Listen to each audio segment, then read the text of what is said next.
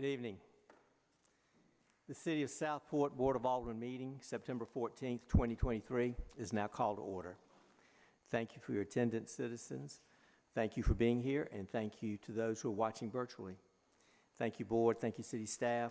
Thank you, City Manager, City Attorney, Madam Clerk Tanya Shannon. Thank you for being here and sitting in for Dorothy Dutton. Our invocation, I'm honored to say tonight, will be by Fire Chief Charles Drew. This is in honor and memory of September 11th. This will be followed by a Pledge of Allegiance. All that are able to, please stand.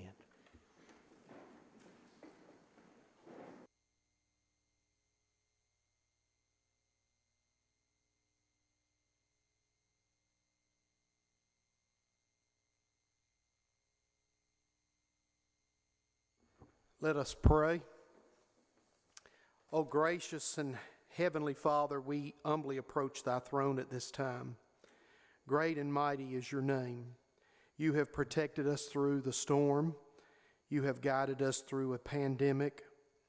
You are our fortress, our strength, and our help. We remember and we pray for the families, the first responders, and all that were affected by the horrible tragedy of September the 11th, 2001. We ask that you would continue to comfort them and help them through troublesome days. Bless each one that's here tonight at our present assembly, that you would bless our citizens, our elected officials, our staff, and our city, and that you would help us to ever do your perfect and your acceptable will. This we ask in the name of our Lord and Savior, Jesus Christ the righteous. Amen. I pledge allegiance to the flag of the United States of America and to the republic for which it stands, one nation, under God, indivisible, with liberty and justice for all.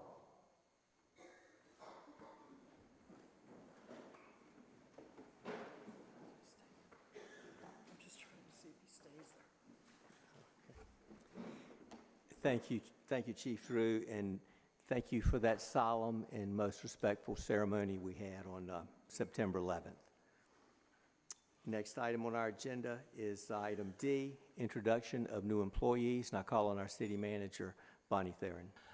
Yes, to everyone, we have a lot of new employees thanks to the Board of Aldermen who gave us some additional positions during budget time, and I thought it would be a great idea for not just the board, but the public to meet them. So we're going to start doing something like this at any of our meetings. So as the first one, I'm going to ask Chief Drew to introduce his new crew.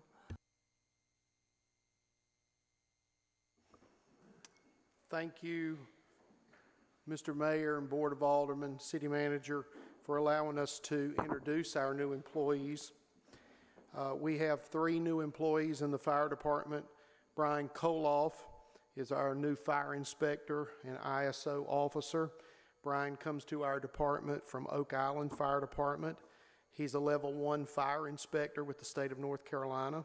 He is a certified firefighter 1 and 2, certified EMT with the state, and he's also a mechanical and electrical engineer.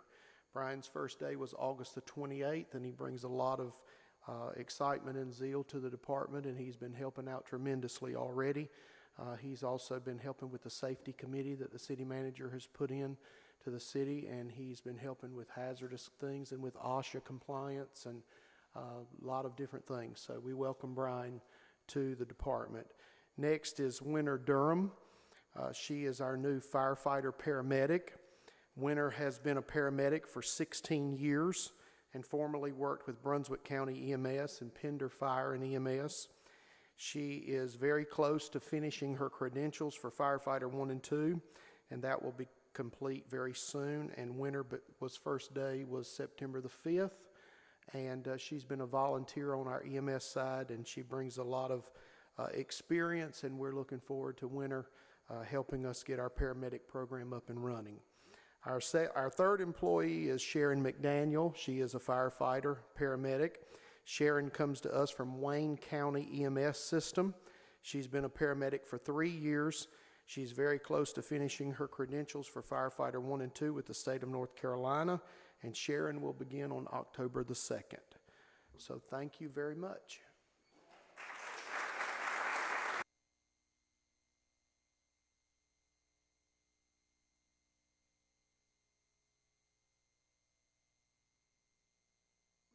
And I will tell you that Brian's already been extremely helpful on the city side too, because he has a electrical and mechanical engineer background. So Bonnie pulled him right away for the building assessment interviews. So he's been awesome to the team. So welcome everybody. Derek, you want to come on up? Derek maybe is our newest code person from Alliance, who's our company that we've hired.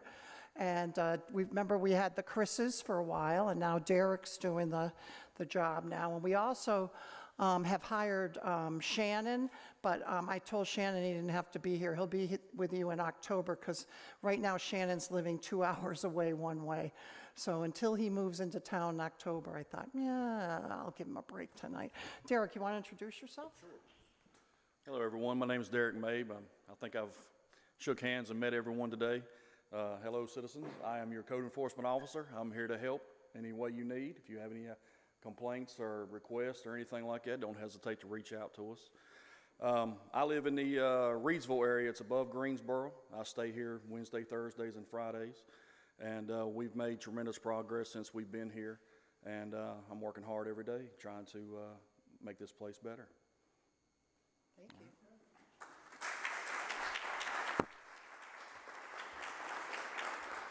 And then finally, hallelujah, I have a finance director. Lance, you want to come on up? And while Lance is coming up, I'll give you a little bit of his background. Lance will be starting next week. He's currently working with the Cape Fear Public Transportation Authority as their finance director. And previously, he was with the Washington Metropolitan Area Transit Authority in Washington, D.C. as their Director of Capital Budget Management, so obviously he's going to be a great help to us. And then he also was the Senior Director for Financial Planning and Analysis for Amtrak. So he's going to help us get leads when we need help with any kind of Amtrak thing, because they're not the easiest to deal with, Lance. So, and he also worked with the Smithsonian Institute. So we welcome him here. He lives nearby in St. James. As I said, he'll be starting Tuesday. And basically, he has a lot of experience with strategy and vision, creative problem solving, organizational development, and financial leadership and management. So I am very excited he's becoming a part of the team. And you get to be official tonight, Lance, because the mayor is going to swear you in as we need to do. So I'm going to turn it over to him.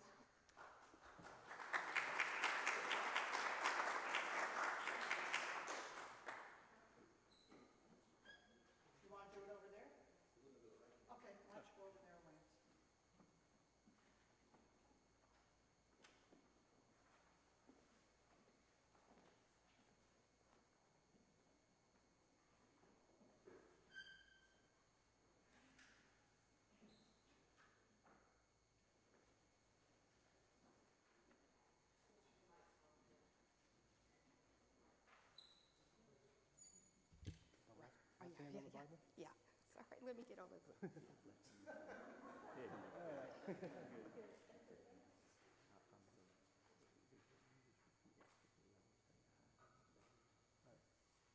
I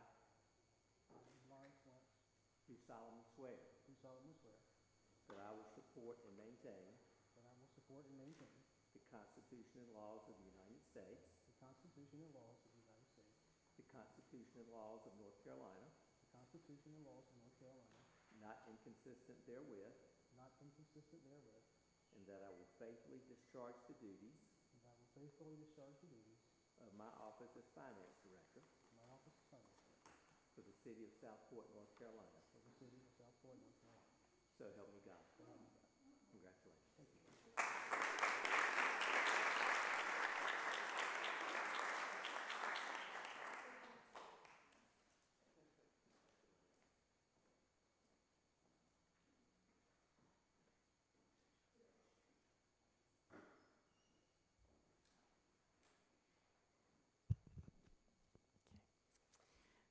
So thank you, City Manager. We have a wonderful new group of employees, and I thank the board in their wisdom on this past budget as we meet the needs and the services of our citizens in our city.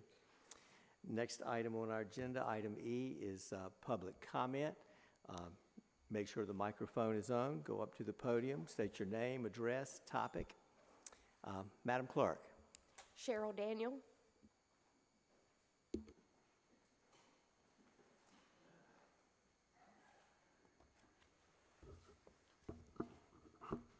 My name is Cheryl Daniel. I live at 120 West Bay Street in Southport. And I want to thank you all for allowing us to have this time tonight. I have a frog. As evidence in everyone's bathroom mirror, change is inevitable. Some of life's changes are better and some are worse. The changes happening to Franklin Square Park are definitely, by every definition, for the worse. I'm one of the founding members of the Friends of Franklin who started this group to raise the awareness of the public about the demise of our beautiful park. In an effort to reach as many people as possible, we use a Facebook platform, and in 14 days, we have 532 people membership. They are from many places, not just Southport. They have who have joined us. Our mission statement is to save and preserve the history, health, and beauty of Franklin Square Park. The people who have joined us also want to see the park saved and refurbished, not used for a fairground. We have had many calls, visits, emails, etc. from citizens other than our members thanking us for trying to save the park. Undoubtedly, over the years, the events held there have, and still are, taken a great toll on the park. However, there are a number of people who are opposed to moving the events out of the park, and there are also people who do not think that the events are damaging the park. For those folks, let's take a look at how the damage actually occurs from a vendor's tent.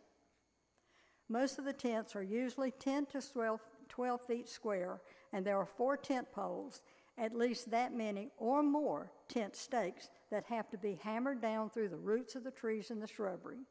Heavy coolers full of ice and drinks set down over the roots, chairs constantly dragged around, many large boxes of merchandise, etc. Then there are the thousands of feet trampling through the entire park. The ad for the recent 4th of July craft fair said that there were 160 vendors. 160. Now, I ask you to think about the size of the park and think literally about this question. With tents being 10 to 12 foot square and spaced apart, how can 160 of them fit into the park without damaging the shrubbery and the tree roots? Although the music events do not require tents, there are many, many people trampling over the roots, chairs being dragged around, and I recently saw a post that said that coolers, obviously with heavy ice and drinks, are allowed. Then, unbelievably, and contrary to common sense, last week there was even a food truck inside the park proper. We wonder what damage was done by chemicals dripping out of it, not to mention the weight of the truck. The crushed oyster shell paths that were for many years in the park were obliterated years ago, and now people just walk anywhere with no regard for the shrubbery. Would you allow all of these events that often in your yard? Franklin Square Park is Southport's beautiful yard, so let's please save it. Contrary to many, many rumors going around town, we are certainly not, in capital letters, not asking to do away with any of the events. We recognize the benefits to our town, and we enjoy all the music, the fairs, the markets, etc., that enhance our wonderful lifestyle here. We also truly appreciate the people who give their time, they make the effort, and do the hard work it takes to make these events happen. Our simple request to those making the decision for the future of the park is that the events be moved out of the park proper. There are a number of places in town that can more than adequately accommodate every type of event. Also, since the events are destinations, we feel that the people will attend no matter where the events are held, as in build it and they will come. One last thought. In planning for the future of the park, we hope that those who are the decision makers will remember that Franklin Square, with its magnificent centuries-old heritage oaks, was and still is an irreplaceable and priceless gift to all of us to enjoy now, as well as to the many generations to come. It can never be replaced, but the events that are killing it can and should be replaced.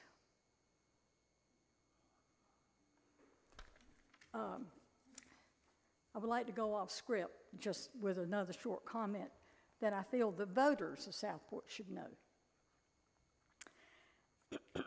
I was recently told that an alderman has referred to our group as a fringe group of old gray-haired ladies who just want things to be the way they were when they were young. This dismissive and disrespectful attitude is insulting to us, many of whom are your constituents. Yes, we absolutely do want the park restored because each one of us has a deep sense of pride in our town and the park. But in its present condition, the park is not a place we can be proud of. By the way, how do you refer to the 532 others who have become members of Franklin Fringe Group? Thank you.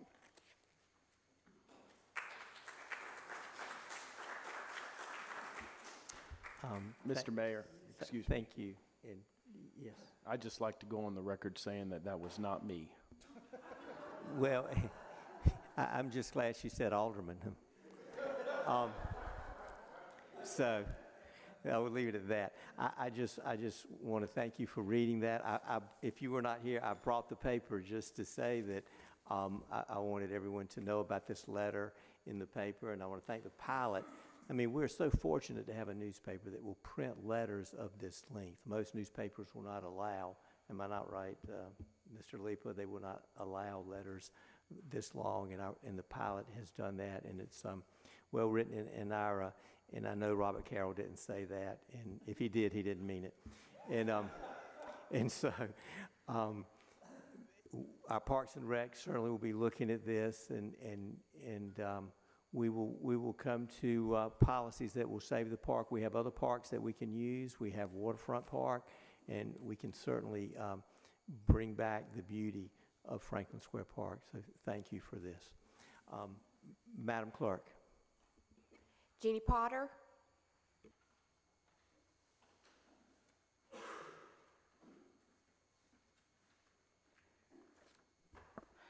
Hello again.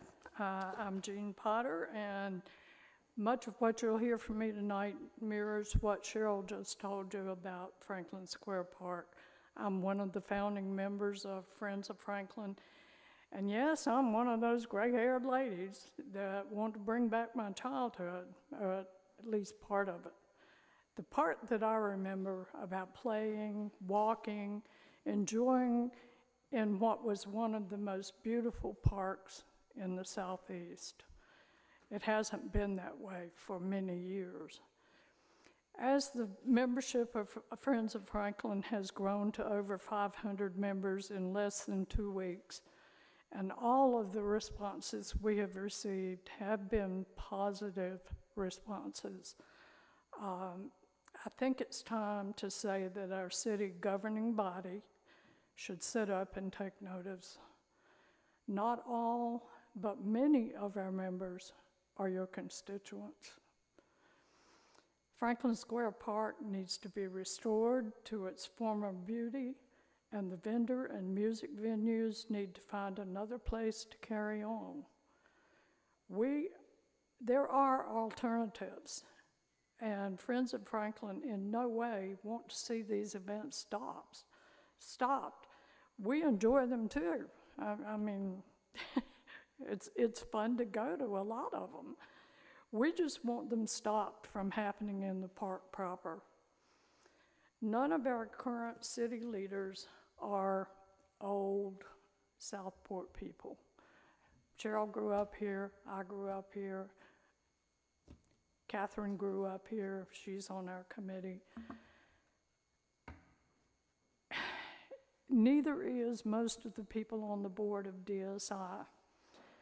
You have no idea how beautiful that park used to be. We've tried our best to research and find some pictures. Most of them are black and white and they don't produce very well, so we haven't tried to get them out in our Facebook page. But DSI's mission statement, in part, states that they're dedicated to preserving the heritage and charm, and they support preservation projects. That's exactly what we're about, preserving and restoring the historic charm of Franklin Square Park. DSI has done many fine things for Southport, and we would love to see the city and DSI get on board with our efforts to save and preserve one of the oldest and most historic things in Southport. What could be more important to our city governing body than to remember and capitalize on our history? Sitting members of the board and those running for positions on the board, are you listening to your constituency? Help us reclaim our heritage for our beautiful Franklin Square Park. Thank you.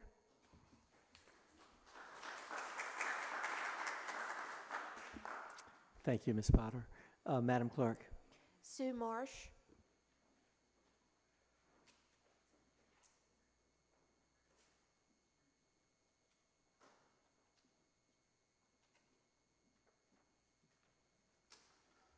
Hello.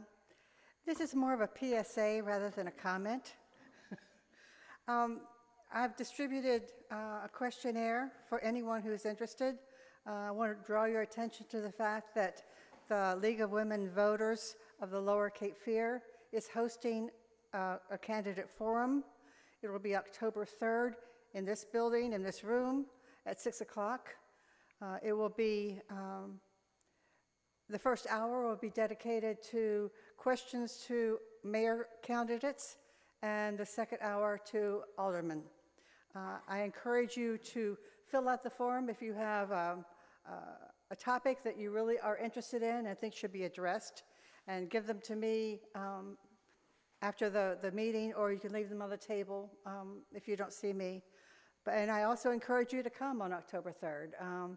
It's always good to see people in person answering questions and looking at body language and smiles and laughs, and it's a great time. So please come and give me your questions and your interests. Thank you. Thank you, Ms. Marsh. Madam Clerk. Jean Tomlinson.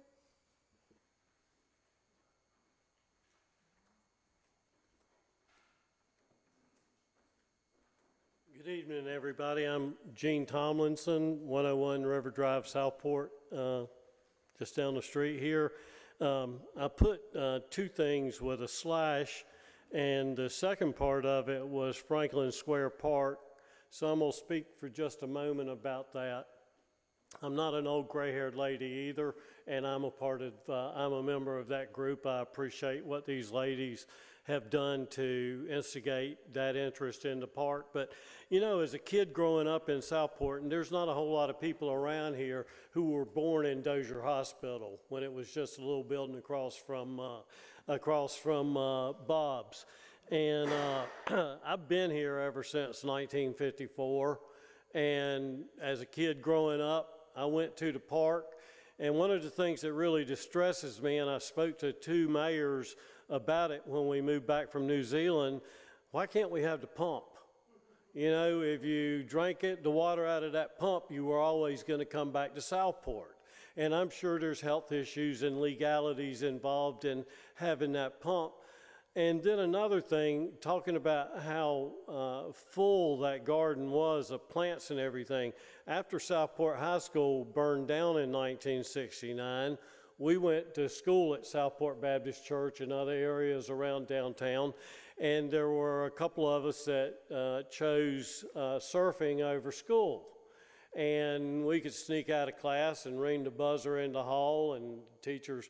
But anyway, John Jones and I were going to meet Richard Falk outside the back door of the Baptist church to run off the Long Beach Pier to surf for the day. Well, John and I were out there. Richard hadn't made it yet, and we were facing the back door of Southport Baptist Church. Well, Richard was just a couple of minutes behind us, and he came out and he started talking to us. John and I saw George Allen come out the back door of the church. We jumped in the azalea bushes. They were so thick that George Allen didn't see us, and he thought Richard to be crazy out there talking to himself because he was still discussing the realities. So it is distressing to see, but this morning, to give the city credit, I was downtown and I saw some guys out there trimming azalea bushes and cleaning out undergrowth and everything like that. But as a kid, I remember hide and seek in that park. And I don't know if you could hide and seek in that park anymore because nothing's dense enough to hide behind in there. And I fully support the interest these ladies have. I know our founding fathers, Norman, my father, the previous mayors and aldermen of this city, had a vested interest in that park being the city park. And right now it doesn't look like a city park. I mean, you walk in there and again, no grass, no nothing, and I'd be the first one to suggest the markets and the entertainment, people come to Southport for the river. Let them go down there. Close off Bay Street. Let them have the markets on the street.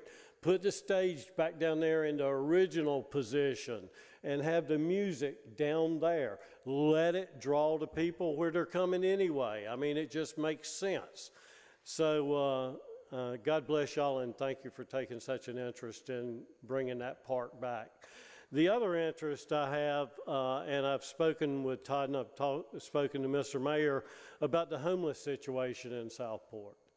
And I get up every morning, take sunrise pictures, do a daily devotional on my Facebook page, on our church page, and on another page I have. And more so, since the spring of this year to the current time, I see the homeless situation. There were a couple of guys that would be down there first thing in the morning taking showers under the hose on the city pier. And I mean, they were doing this continually. So you knew they were living on the street. More recently, there's another guy that's down here. And my wife, when we were in New Zealand, our ministry had purchased a closed retirement home. So we dealt a whole lot with mental illness for 13 years, homeless people and stuff like that. This guy's quite obviously got some mental issues going on. He came up the other morning covered in sand, and it was obvious he had slept under the pier, rolling around in the sand and everything like that. And I think that from our experience, we had 13 years of it, of dealing with homelessness. Arresting these folks is not the solution, because a lot of these people have not gotten in the situation that they're in because they chose to. A lot of them have fallen through the gaps of the mental health system in America. A lot of them have fallen through the gaps of social aid in America. And my encouragement to the city of Southport, and again, I'm going back over 60 years, we've always been a welcoming, caring community. And it's not to lock these people up and try to criminalize them a lot of times for things that are way out of their control. It's we put together a plan and find a place to put them. And we give them a chance. We extend grace to them the first time. We have a roof to put over their head. we try to help them. If they choose to go outside of those things that we offer them on the first chance, then it's time to get a little bit stricter with them. Then it's time to let them have consequences for their actions. But Jesus said it, as much as you've done it to the least of these, you've done it unto me. I think that the city of Southport is a wonderful city. It's got a wonderful legacy, and I think that we need to start thinking a little bit more about how we can better help people. And helping them doesn't mean saying you can stay homeless. If we look and try to find the location we can put them in, then we give them the challenge of, there's plenty of jobs in this community, plenty of jobs. If they choose to refuse a job, then you send them on. And if we need to ask the police to send them on, we ask the police to send them on. But we try to help them first. I mean, compassion is the key. And grace has to have a plan. And grace isn't continuing to enable people to break the law and do things that they shouldn't be doing. So my concern, and I'll be available to speak with anyone, I've seen some other people are interested in this topic. I'd be more than interested in being a part of those conversations going forward.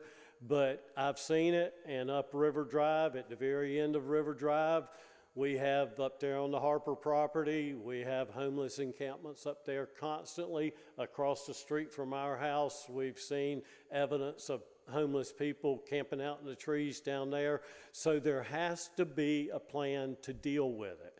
And putting them into jail just so they can be released to do it again is not the answer. So God bless you all, and I hope you consider these things. And thank y'all for the park interest, and holler if you would like to. I'll go down there. Maybe hide in the bush, or maybe try to get that old well to pump some water out of it. Because the old story was, if you ever drank out of that well, you'd always come back to Southport. And you know what? I went all the way to the other side of the world for 13 years. I'm back.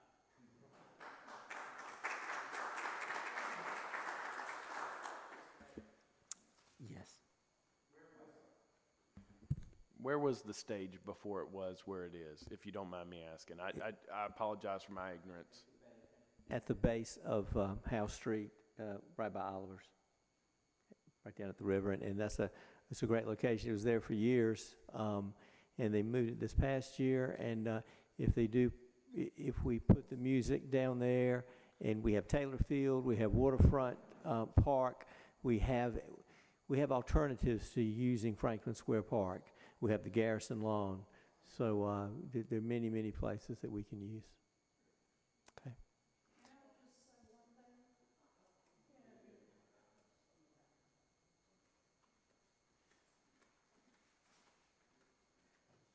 One of the alternatives that could possibly work for the music venues in Southport is in the same location that in 1976, Lou Hardy, who was a Southport native, wrote and directed a play called Revolution.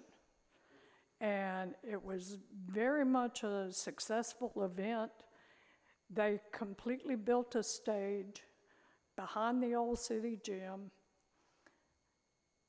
Where the concrete area is behind the gym now was where the audience sat. It worked perfectly.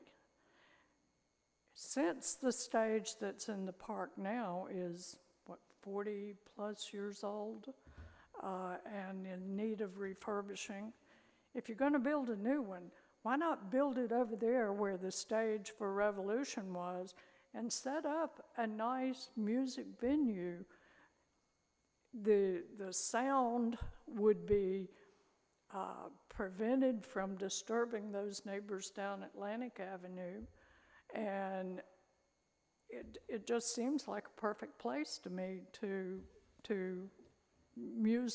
use as the music venue. Thank you. Thank you. Madam Clerk. Pat Kirkman.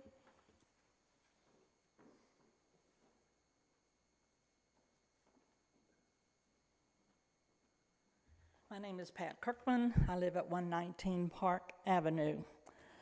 Mayor Hatem appointed the ad hoc committee for the cemetery committee in April, and it has taken us 5 months to get here tonight, where the members of the committee will be presented and approved by the board. As we have often heard, city government is a slow progress. My interest in preserving the old Smithfield burying ground started 17 months ago, and I began bringing the issue to the board. Now we have expanded into an initiative to cover all the cemeteries and the city's responsibilities for the upkeep and the preservation of the cemeteries.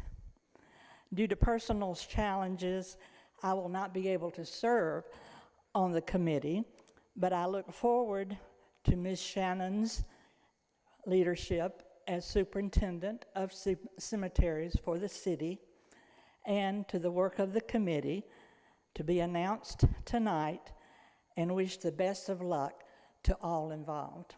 Thank you.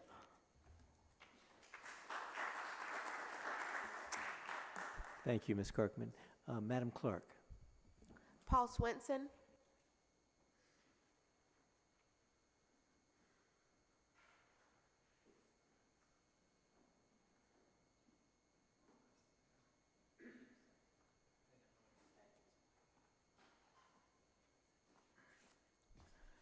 Before I get started, it's my stepson's birthday today, Shorty, and it's funny, he was talking about Franklin Square Park, and he was saying how when he was younger, and him and Bobo and Eli from the Mullet, after they'd been through terrorizing Southport on their skateboards, they go to Franklin Square Park and they get that well going and drink the cold water.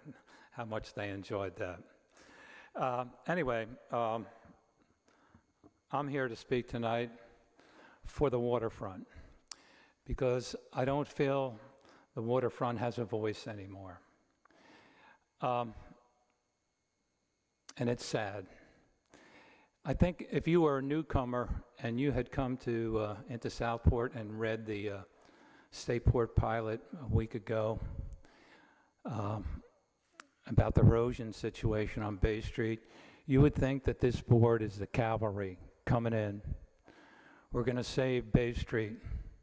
We're going to bring in supersized Subaru rocks, and we're going to build a fortress. It's an emergency. We're going to save it. It's an emergency. The issue I take with that is the emergency was sounded 8 years ago under the administration of Robert Howard during his tenure as mayor. Over that year, there was a committee formed, and the city spent $100,000. They spent $100,000 on an erosion study, and part of that was a plan for a waterfront park. But the most important thing was the erosion study.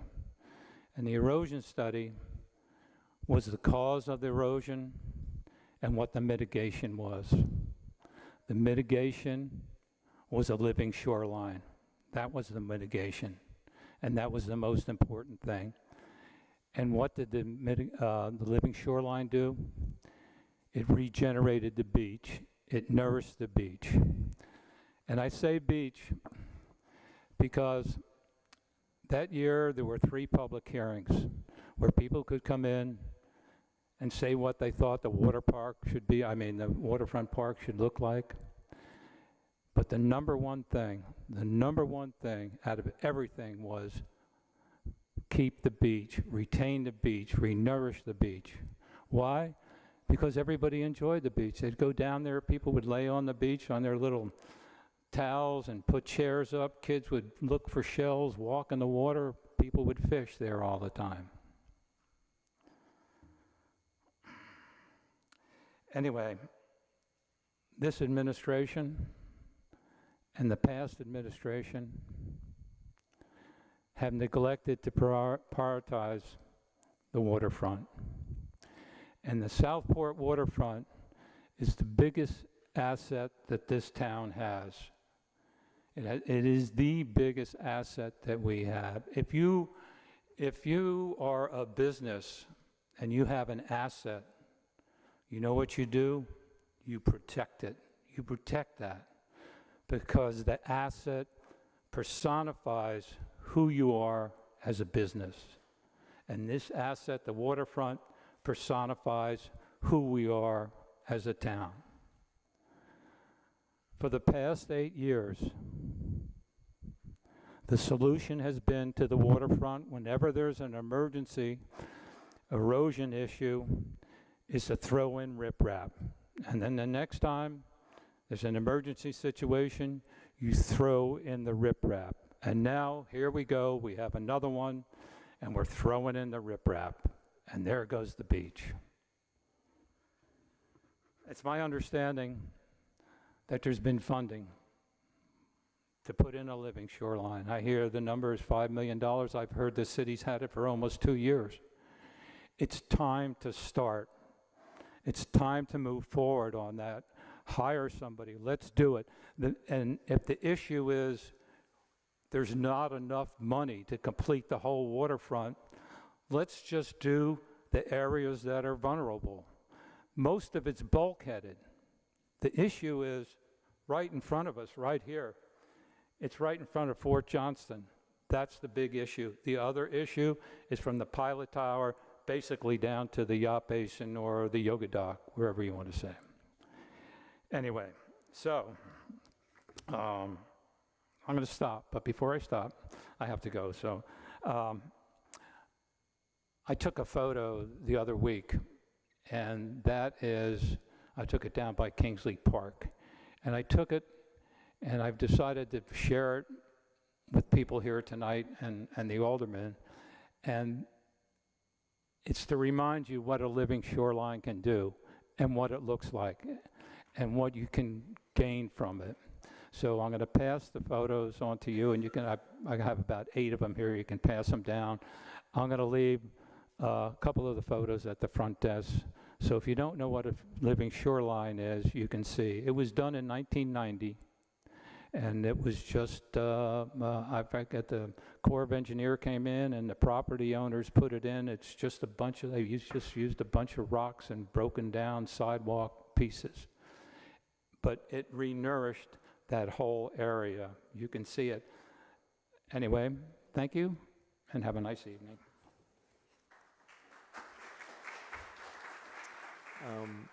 Thank you. So mark on your calendar, October 11th, 9 o'clock, Indian Trail Tree. We're meeting with the Olson Engineering firm concerning the shoreline stabilization. Thank you. Thank you for your remarks. Madam Clerk.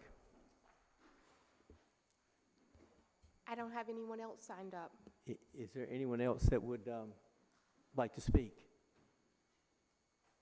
that didn't sign up?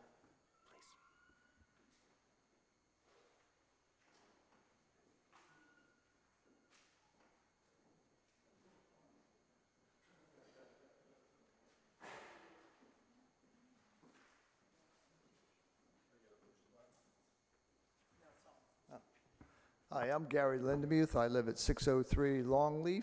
I've only been here for 3 years. Fix that door, please. 3 years, so I don't know much about the park. But I just wanted to get up and say I've been coming to these meetings for about 2 years now. This board has done more in the short time I've been here, and I've done my research. I researched back about 20 years. This board and this mayor has done more for this town in the short time the city manager has been here than probably the past. So give them a chance. Don't keep picking on them. They're doing a great job. It takes time. And we have an engineer now, right? The engineer in waterfront, you get hit with a big storm, Category 4. At that waterfront, won't matter what you put there, it'll be in somebody's house. So Listen to the engineers, they know what they're talking about. Thank you. That's all I have to say.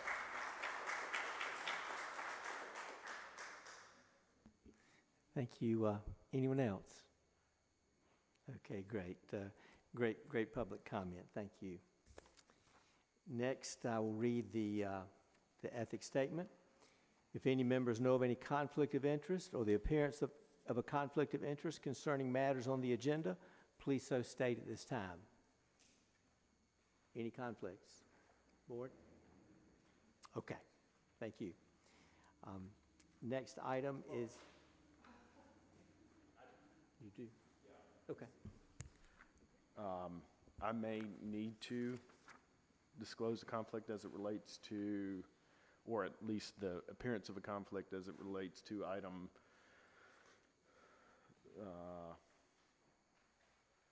P of the agenda. What's that again, Alderman Carroll? It's a closed session. Closed session, item P. It has to do with real estate, and he's being a realtor, so, okay, so noted. That makes sense. We could put that down on any closed session with real estate. No, but thank you for letting us know that. Thank you. So other than Alderman Carroll, no conflicts. Okay, great. Thank you. Item F is approval of the agenda. You have the agenda in front of you, and I will entertain a motion to approve as is. A motion by Mayor Pro Tem, second by Mr. Lombardi. Any further discussion? Okay, all in favor? Any opposed? Great. Motion carried. Thank you. Item G. Item G is a public hearing on a text amendment for short-term vacation rentals and homestays. This is to remove references to annual registration requirement. So a public hearing must be held prior to the board making a decision on a proposed amendment. So I declare this public hearing open, and I will call on Bonnie Theron, City Manager. You've kind of, Mayor, put it into a good summary. Basically what this is it removes all references to short-term vacation rentals with the annual registration because a previous board had done away with that. It was eliminated. And this board just needs to make sure that they've made the amendments to remove all references to the short-term rental vacation registration. And so that's what the public hearing is about this evening. Is there anyone in the public that would like to speak during the public hearing concerning this text amendment? Okay. Any comments from the board? I just want to be sure that everybody knows that this does not wipe away our regulations on short-term rentals and our restrictions. It only eliminates the registration and the fee for registration. That is correct. All right, thank you. Anyone else? Anyone? Okay. So I declare this public hearing closed, and so we will not vote on this at this time. We'll vote on it at the... It'll be in October. In October meeting. So Correct. We've had the public hearing, so just so you know that we will vote on this at the October meeting. It'll be on the agenda. Mm-hmm. Okay. Thank you. All right. Item H is approval of the consent agenda. And there are 9 items on our consent agenda, and I'll go over them very briefly. The first one is the Marine Force Special Operations Command Agreement, and they do training in Southport, and they'll be working with our police department. No weapons are used during this. Then we have the Golden Leaf Stormwater Agreement. It's a $250,000 grant for stormwater mapping and planning. We need a citywide solution, and the city has matching funds for this, so this will be a big benefit to our city. Cape Fear Council of Governments Planning Services Agreement. This is for when the city requires additional planning and zoning assistance for larger scale projects. The COG, Council of Government in particular, Wes McLeod. You know him, you've seen him a number of times. He's been very helpful, so city staff has requested this agreement and this contract for the fiscal year 23-24, just a renewal. Item 4 is the minutes of the Board of Aldermen meeting, August 10th, 2023. Item 5 is a contract with Mr. Paul Fisher for Electric Cities meetings. Mr. Fisher's been outstanding in representing the city, recently given an award for his work. In the past, he's been paid $75 per meeting. The auditor required something in writing, so that's what this contract will do. Item 6 is a resolution by the Board of Aldermen to accept a donation of property.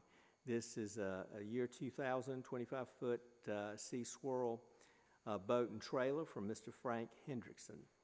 And the city expresses its gratitude and appreciation to Mr. Hendrickson. The city needed a larger boat to help in times of bad weather. And you know that famous line in Jaws, we're going to need a bigger boat, so we have one now. So thank you for that, and Mr. Hendrickson, and thank you for accepting it. Item 7 is the resolution adopting the Brunswick County Emergency Operations Plan. And I would like to, because that's such an important agreement, I'm just going to read the very short resolution on that. Whereas the City of Southport has a long history of providing emergency services not only to the residents of the city, but with the entire fire district. And whereas the City of Southport Fire and EMS also assist other municipalities through interlocal agreements. And whereas there is an existing partnership between the City of Southport and Brunswick County to provide fire and EMS and emergency management to those in need of emergency services. And whereas the City of Southport Fire and EMS departments and Brunswick County Emergency Services put the health and safety of others first, often risking their own lives to help others. Whereas Brunswick County recently completed a new emergency operations plan to provide guidance for the preparedness to respond and recover from natural and man-made disasters. Whereas the City of Southport often adopt the same policies and practices of Brunswick County because they are usually the best practices in the field. And whereas the City of Southport Emergency Operations Center responds during natural and man-made disasters and emergencies that looks to Brunswick County for guidance in responding to these disasters. Now, therefore, the Board of Aldermen for the City of Southport do hereby adopt the 2023 Brunswick County Emergency Operations Plan and look forward to continuing to serve the citizens of Brunswick County in partnership with Brunswick County Emergency Management. So I think that's very important. I appreciate you letting me read it. You saw that we have new employees tonight. Our first responders are so important, our fire, our EMS, and our police, and this is one more way that our city stays strong and prepared in that regard. Item 8 is cybersecurity grant. This is with Eileen Hennessy, who does IT for the city, and Emily Miller. They have a $40,000 grant to assist with network security. And then item 9 is a approval of a paving contract. This is for $74,200, and this is with New Hanover Paving, and this is to repair deteriorated asphalt caused by utility installation. And this will be on North Caswell Avenue, Park Avenue Extension, and Lord Street. So paving equals progress equals Powell. And so we appreciate this money from the legislature as we able to repair our roads. So I'll entertain a motion to approve the consent agenda. Is there a second? Second by Ms. Lombardi, first by Alderman Allen. Any further discussion? All in favor? Okay, motion carried. Thank you. Item I, special recognition.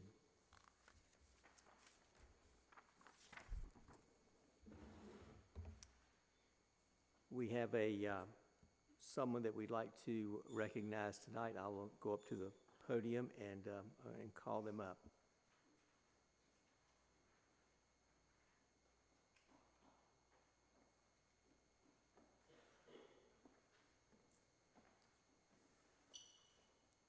Mr. Gross, if you would come up, please.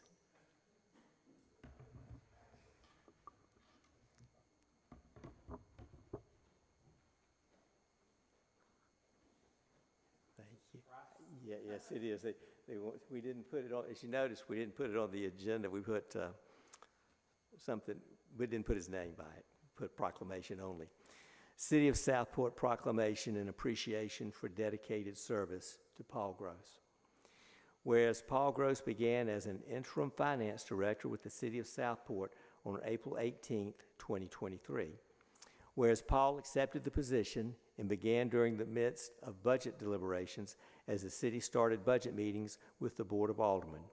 And whereas Paul helped guide city staff and the board through the budget process with the patience and an eye for detail. Whereas his many years in state and county government finance made him qualified to serve as interim finance director. Whereas Mr. Gross always took the time to develop, draft, and explain financial procedures and policies that the city needed to have in place in a way that made the policies easier to understand by the Board of Aldermen and staff and the public. Whereas his time with the city has provided a solid foundation for the city's next finance director. Now, therefore, on behalf of the City of Southport, we want to express our sincere appreciation to Paul Gross for his hard work over the past 5 months. We wish him all the best as he returns to retirement and thank him for his service as the interim finance director. Proclaimed the 14th day of September 2023, Joseph P. Hayden, MD, Mayor.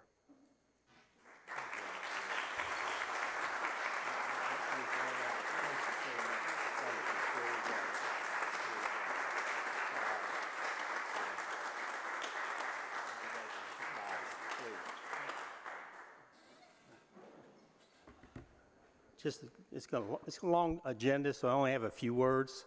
First of all, I want to thank Bonnie for having faith in me to come out of retirement after 7 years. I want to thank the Board of Aldermen, the mayor for the support, the finance staff, and all the department heads here are great. Our engineers, this town is moving, they're making progress, and I've been fortunate to be a part of that progress over the last 5 months. Thank you.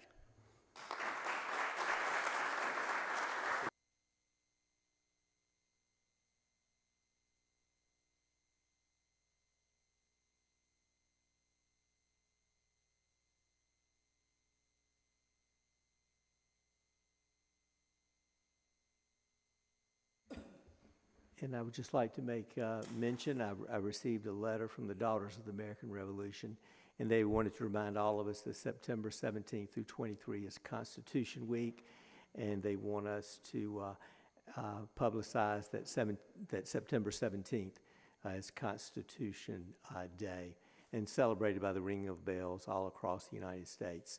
They sent a proclamation, which I'll give to our clerk, and we'll put the city seal on it, and we'll post it in City Hall. So thank you, and congratulations to Mr. Gross. He really did seem surprised, so who says we can't keep a secret in City Hall? So thank you, and thank you for your service. Okay, item J, how appropriate, the agenda, and it starts off with financial policies, and I'll call on, probably for the last time, Mr. Paul Gross.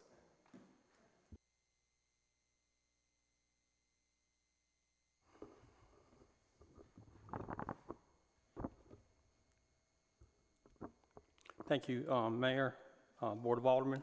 Tonight I bring to you policies 6, 7, and 8 of my tenure.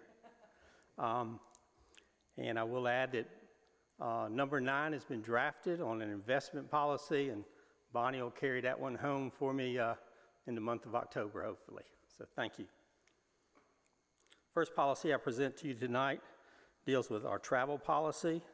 The intent of this policy is to set out the requirements that employees and elected officials must follow for reimbursement of necessary expenses when required to travel both within and outside the state of North Carolina for the purposes of representing the city at meetings and professional organizations. This also covers training to enhance their skills regarding the performance of their various positions within the city government The policy will comply with Internal Revenue Service regulations as an accountable plan. An accountable plan is an expense reimbursement arrangement that requires employees to document their expenses and return any funds they cannot support with written documentation. Most payments made by an accountable plan do not count as wage income for the employee or generate payroll tax liability for the city. This policy ensures proper travel authorizations are given by management, expenses are prudent, and employees and elected officials are fairly reimbursed when in approved travel status. I present this policy to you for your consideration.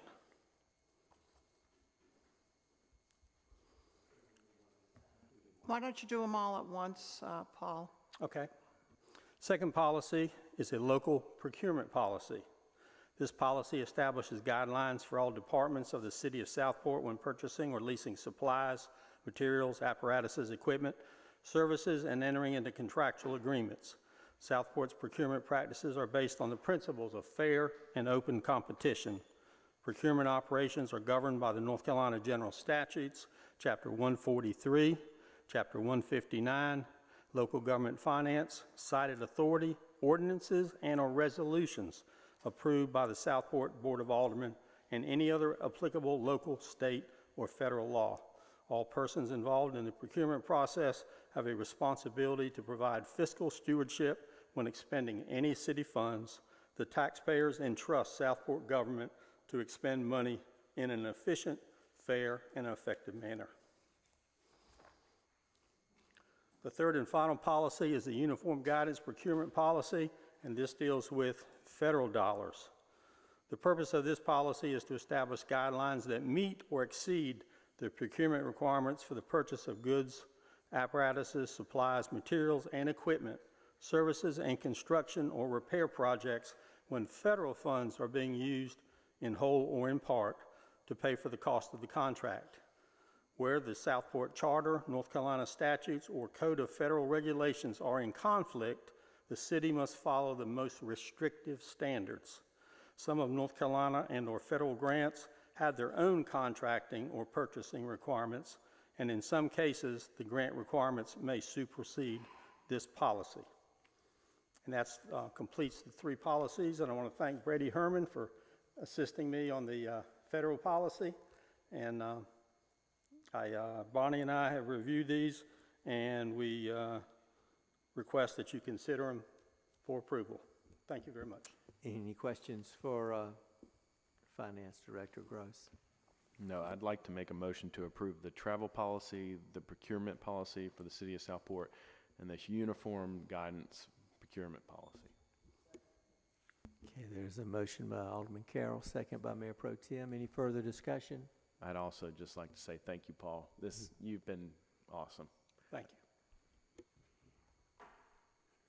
And we'll add that he's also been awesome to that motion. All in favor? Aye. Any opposed? Okay, motion carried. Thank you. Thank you. Thank you, Mr. Gross. Next item, J2, is the presentation of space needs study. Our city is growing. City government grows to meet the expansion and growth. And Brunswick County is the 7th fastest growing county in the United States, and there are over 3,000 counties. And Southport not only has the appealing village atmosphere, unique neighborhoods, and salubrious breezes, it's also the downtown for Brunswick County and is one of the crown jewels on the Cape Fear River. So this presentation concerns renovation of City Hall and the building of a new police facility. All very preliminary, so I call on Mosley Architecture. Thank you, Mr. Mayor, Aldermen, Madam Manager. Thank you all very much for having me tonight. My name is Josh Bennett with Mosley Architects. I work in our civic sector. We specialize in doing work for folks like the City of Southport. We're very excited to present our findings tonight. I'll try to be brief yet informative about some of the issues we've tackled. I will not use. We'll get technical assistance coming up here. Let's see.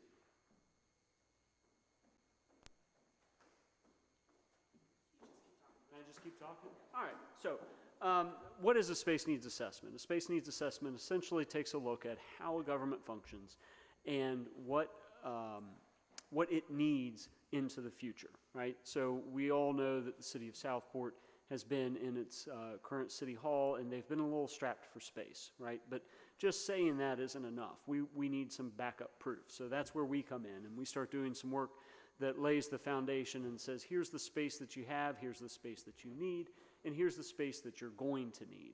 We don't look at this necessarily as a look at how much space you need per capita. We look at this on a very individual basis. We are trying to understand how the city of Southport works and how you are going to work in the future. The services you provide here are very different than those provided in, say, Charlotte, right? You have different sets of issues, parks, waterfronts, services, a different demographic, and all those things we try to take into account as we develop the space needs assessment. So what are our goals? We're going to identify the space needs for the city hall occupants and the police department for the next 20 years. We're going to assess the physical condition of city hall and its suitability for reuse and repurposing.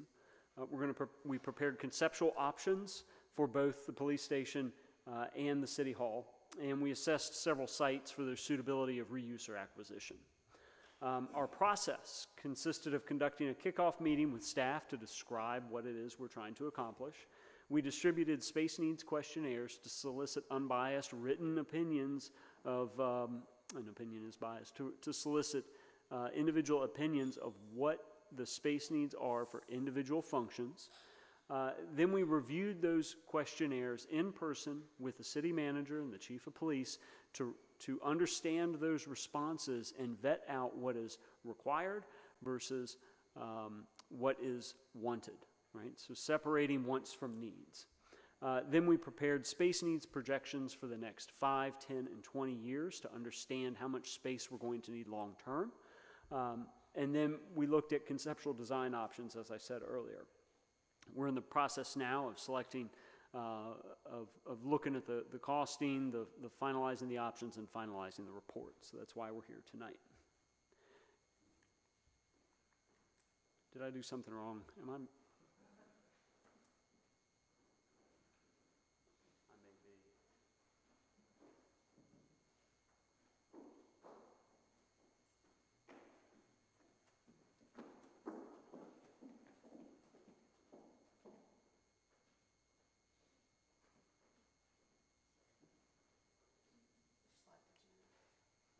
Any of them are good. This is good. Okay. Okay, so this is our summary slide. You can just sit right there. That'd be, no, I'm kidding. We'll get it. We'll get it. We're having some technical difficulty. I'll read off the major items, and we can provide the full report to you for examination. But essentially what we're looking at here is we're saying we've got current police personnel of about 17 people, and they currently require about 7,000 square feet of space. As you're aware, they're in far less than that currently, which is part of their issue, growing to approximately 8,600 square feet required in 20 years. City Hall broken down by individual departments, we're looking at about 22 people now. We've probably grown with recent staff coming on. They have a requirement of about 7,700 square feet, growing to 30 people with a requirement of around 9,000 square feet. Once we gross that up, it comes out to right at 11,000 square feet. So these are the summaries of what the staffing levels are and the amount of square footage required over the next several years. And then, of course, we have breakdowns that show not just the individual spaces for the staff, but also what support space is required. So all of this is to say that we've backed up the information and the request for the square footages with a very detailed listing of all the spaces. And I will jump on Mr. Gross. I think he left, but he was incredibly helpful as we reviewed finance department staffing levels and things like that. He was very helpful in determining what the needs would be. So looking at the existing space allocation on the first floor on the lower left-hand side, we have the finance department. Lower right-hand side is development services. And in the middle, Occupying a single office is our Human Resource Department. On the second floor, on the left-hand side is police, sharing the floor with administration. So first floor, these are some layouts that we would propose in terms of how we could go back into City Hall with all the required functions. This is predicated on the police moving out. Okay, in order for this to function, police have to move out before we can start to make any of the moves. I'll talk about that further in a moment. We would look at creating a shared lobby in the middle of the building on the first floor and enclosing the walkway underneath the deck. And that would give us the circulation space we need on the outside of the building, and it would also centralize us to having one common entry, which is easier for us to secure and maintain. So when citizens arrive, they come to one entry and they can come in and we can hit development services or finance and we can circulate easily.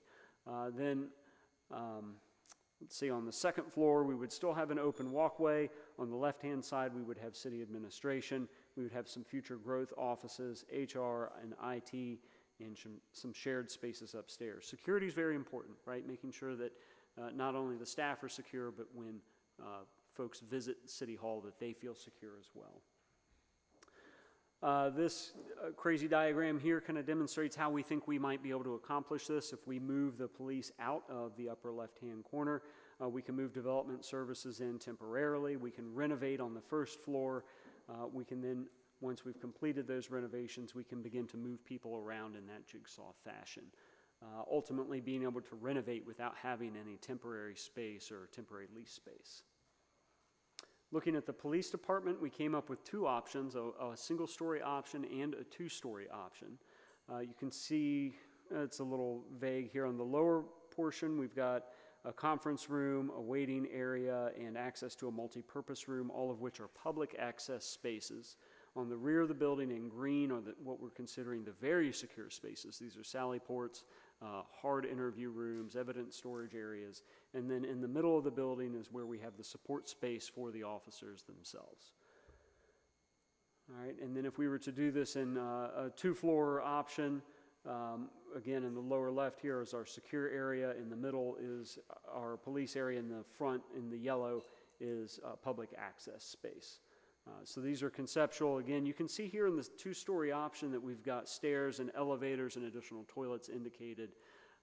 Going 2 stories is a little less efficient when we're at a building of this size. So a single-story building is around 8,500 to 8,700 square feet. If we take that same square footage and split it with stairs, elevators, and toilets, it gets us closer to 10 or 11,000 square feet. So it's a pretty significant jump in terms of the overall size, and you'll see that reflected in the costs as well. We did look at some possible locations. Nash Street option, of course, we've heard this evening that's probably a no-go, and we understand that. You know, we've got fire on the site. They want to stay on the site. We've got a park area that's coveted in many ways, and would require the removal of trees, which is, you know, in historic communities is always a challenge. Looking at the existing courthouse, it's a great location. We own the property now, which is great. Can't really reuse the building. It's not in very good condition at all, and the site's very tight. It would not be easy to secure and easy to navigate. The third option here would be property acquisition. We can look around in some downtown areas that maybe make sense and try to co-locate it with other city functions. So again, we looked at the Nash Street station. We know the challenges that we have with that, as well as the challenges with this PDF somehow. So I can describe it to you. Are we giving comments? Are we going to have comments? You can ask questions.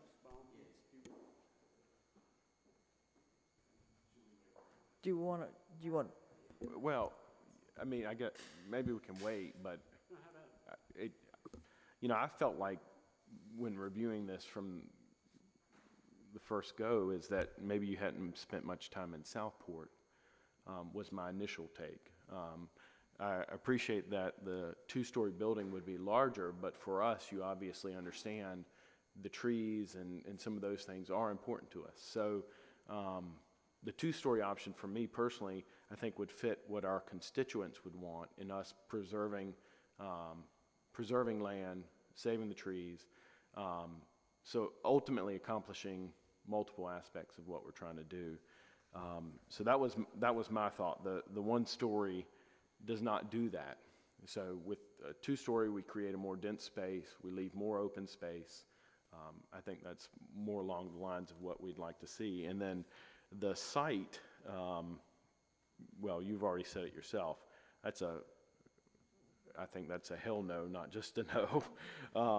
You know, we value our spaces, so that space is sacred to Southport. It's important to us, and that's going to be a no-go. I guess everything else that you have to show us is maybe just the renderings. I'm going to get into the renderings. I'm going to talk a little more about the site and what we're doing with the site selection, and we'll talk about the renderings briefly as well, unless there's something else you'd like to cover. Yeah, did I understand you to say that the old municipal building that's down the street here is a no-go for them to be on the first floor? It's not nearly big enough. Well, in its current situation, it's not nearly big enough, but that building as it stands is over 10,000 or right at 10,000 square feet. And it allows for an addition. So parking is an issue. I agree with that. I'm not discounting that at all, and I'd love to see that building be something great. But if we're going to spend, as Mr. Alt mentioned in one of his ads recently, 7,000, or excuse me, I can't even comprehend this number, $7 million for a police station, it'd be great if we could repurpose one that we already have, or a building that we already have. And if we can't do that, then, you know, I would assume that building 2 stories is probably more efficient and less expensive than building a single story. So, well, that I want to follow up on what Robert's saying, because, and I don't know commercial construction. I come from a residential background, but it would occur to me that when you're looking at your 2-story concept, the footprint is larger on the first floor. Typically, what I know in residential is if you build a second floor on a first floor, then there's a savings to be captured there. As an example, City Hall is that kind of a footprint. Do you know what the size of the footprint of City Hall is? City Hall is approximately 4,500 square feet for the first floor and the second floor. Okay, so it would be a little 500 square feet larger to have 5,000 and 5,000 for about 10,000.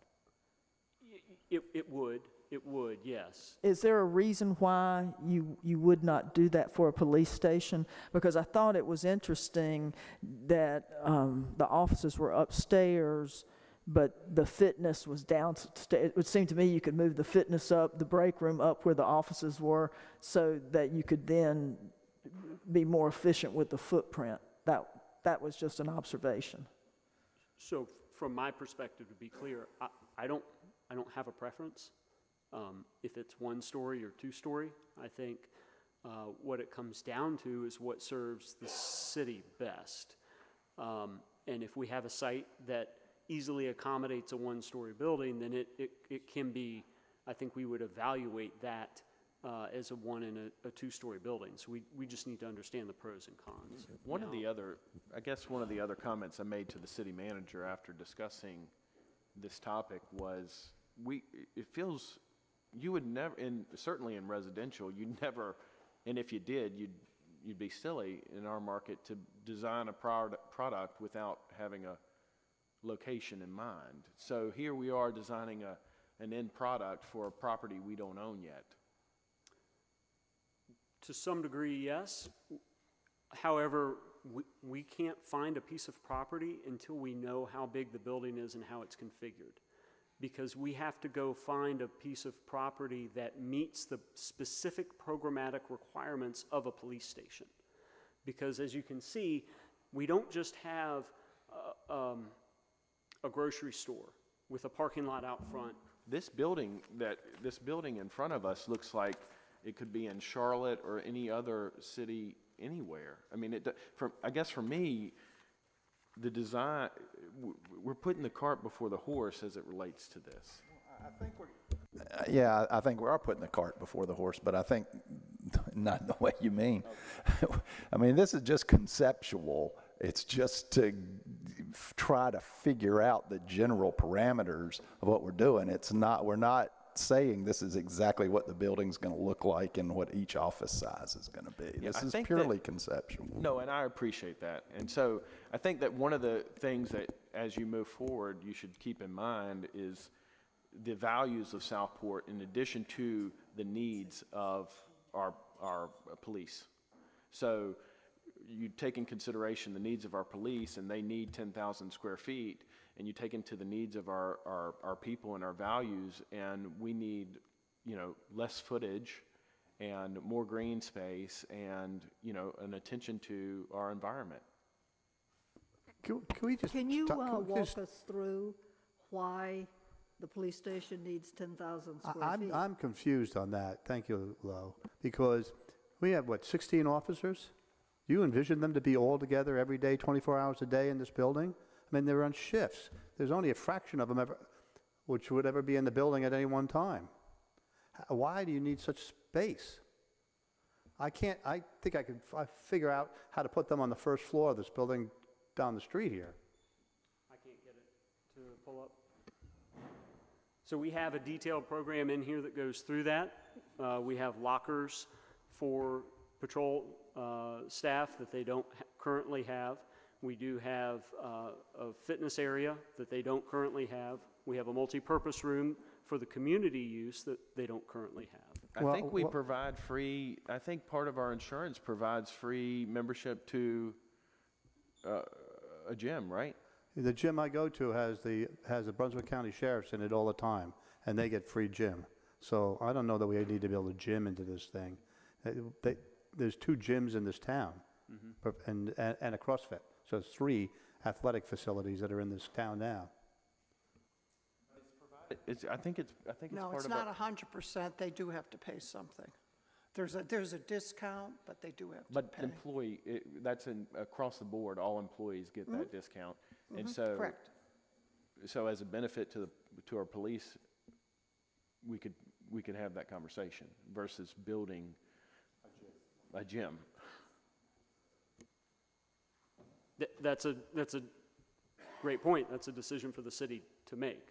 Again, I'm not telling you we have to do this. These are the things that we've reviewed and discussed and vetted with the police that that they've requested and that we have seen in other locations that have provided similar types of facilities. And I just want to make sure that you understand that we're not trying to be confrontational with you. You did the job that you were told to do, and you did it very well, and I support you in all of this. Now it's kind of the refinement time and the time where we all have to also try to figure out if we're going to have a police department, how in the world are we going to pay for that bad boy? And what's the cheapest way, most efficient way that will give the police department a professional place to be, but at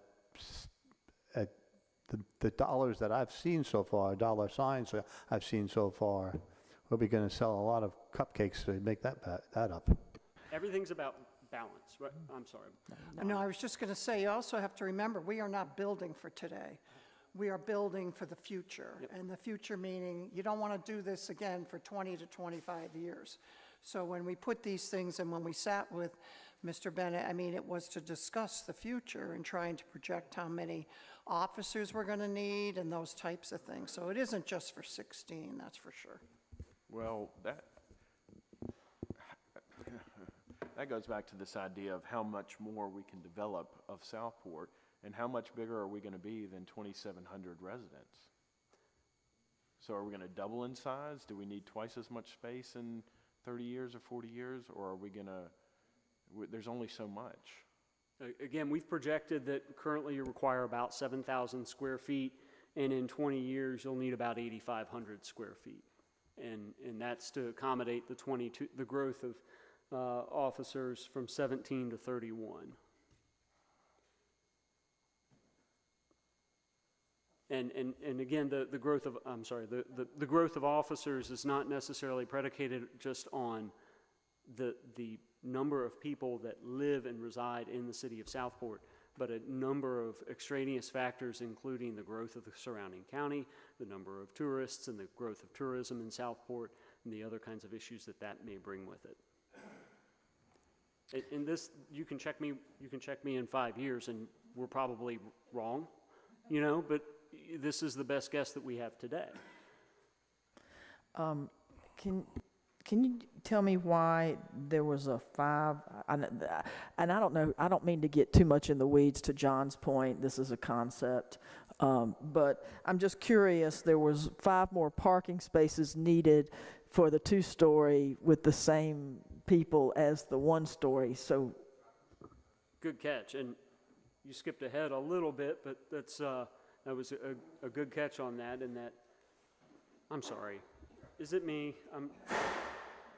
When the building grew, it grew by about 1,500 square feet, and when you apply the parking ratio of 1 to 300 to the overall square footage of the building, you get 5 more spaces. Yep. I got you. And then, I guess, understanding the need for secure parking. Correct. So when an officer returns to the facility and they have evidence or they have a suspect or a witness or somebody like that, they would pull into the secure parking at the rear of the facility and enter securely so that they're not looking over their shoulder in the parking lot wondering who's coming up behind them. I thought they went into the Sally They can Park, go, or whatever that. they can go into the Sally Port with an individual if they have someone in their car that they don't want seen or something like that. But typically, if they're coming in for shift change or something like that, they'd come in, park in the parking lot, and go inside because we can't get all the officers in the Sally Port at the same time. So as we're doing shift change and they're doing briefing, they would come in, park securely, and be able to load and unload their vehicles without having to be in a public area. So back to the issue of 1-story versus 2-story, if I may. You know, we evaluated both, and the reason we evaluated both, and the reason that we looked at available sites and hypothetical sites was to understand how much acreage we needed, right? So that we didn't go out and say, well, we got to buy an 8-acre site in order to put this building on it. We wanted to make sure that we understood the max and the min of what was required. And so, for instance, here we can do a 2-story building on approximately 1.5 acres. So if we come in and we say we've got 3/4 of an acre, Josh, what do? We can automatically tell you it's not going to work. So it helped us narrow down our scope of what size properties we're looking for and has helped us progress through that.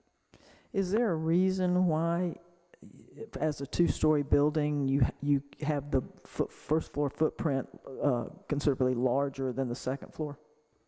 That's a great question. And I'm going to address that in one of your earlier comments as well so we can get clarity. But with the police, there's a lot of things that go on the first floor, right, that just inherently go on the first floor because they're going out. To your earlier comment, can we move the weight room up to the second floor? Sure can. It does create some challenges with traversing up and down stairs on a regular basis, so we try to get things on the first floor that are going to get accessed the most. So we put the office space upstairs. That's not to say we couldn't reduce the square footage a little bit if we had to get the footprint down and move some of those things up, but it would be a topic of discussion to the Alderman's point once we've selected a site and begin site adapting the concept. Your earlier comment about residential construction. In residential construction, you're absolutely right. We go 2-story, we're going to save some bucks. We got one set of stairs that's 3 feet wide. We don't have any code requirements that say anything about handicap accessibility, anything like that. When we do a commercial building like this, we have to have 2 sets of stairs, an elevator, and we have to provide additional toilet rooms, things like that. So that's where that added square footage comes from. That's why it's not always as economical. We have less foundations, less roof, but we do have other construction. There is a tipping point. I've consulted with many contractors and cost estimators of somewhere around 24,000 to 32,000 square feet before it starts to break even. I think we need a workshop just on this, don't you all? Well, yeah, I think we do, and I think one of the things we need to make sure that we understand is that it's not, there's more to it than the needs. You know, the needs expand beyond the needs of the police department. It expands to what is important to Southport, and you know, yes, foundation and roof are very expensive items. So yes, it is without a doubt more economical to do floor over top of floor versus what you have here. I mean, this item was not presented to us for a decision, so I mean, we're not. No, we're nowhere We're a near. long way off. It's just We're going to have multiple work sessions and public hearings and all kinds of other things on this before anything's decided. I had a question on, it's not numbered on yours, but you had under options, it says total project budgets. You had, it says City Hall without police, with police. I just wonder what that meant. Great question. Without police, if we're renovating City Hall without police, if we build them a station and move them out, then we can have that upper left-hand corner to start to move people into.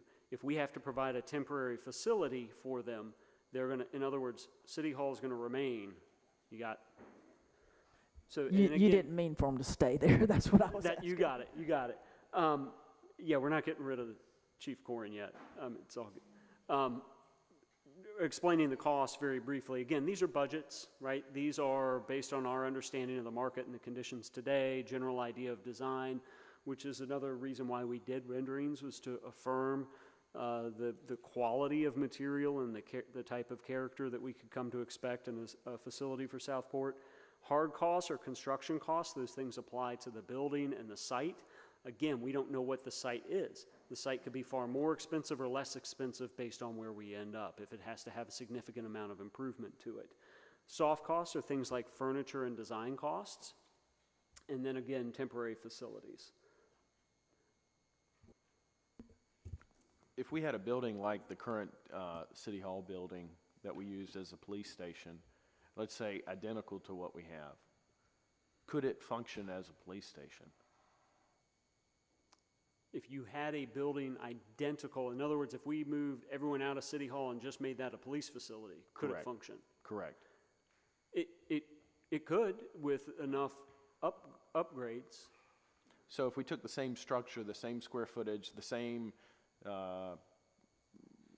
know, all of, and basically mimic that same design for the purpose of police, we could accomplish what we're trying to accomplish. Generally speaking, yes. Because that's about what did you say, about 9,000 square feet? Existing is roughly 9,000 square feet, and then if we enclose that front walkway, it gets us up just over 10. I think that'd be great. I'm not sure exactly what you're proposing or Well, I think- conceptualizing. Yeah, I think that, you know, what I'm thinking is that that is not Southport.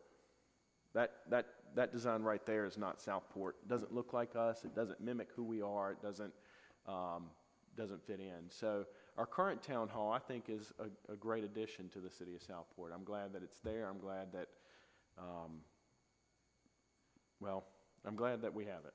So to mimic that design and that character, if we've got the space, I would say let's do something similar to that. It would be recognized as a city building because I don't think there's another building in town that looks like it, and go from there.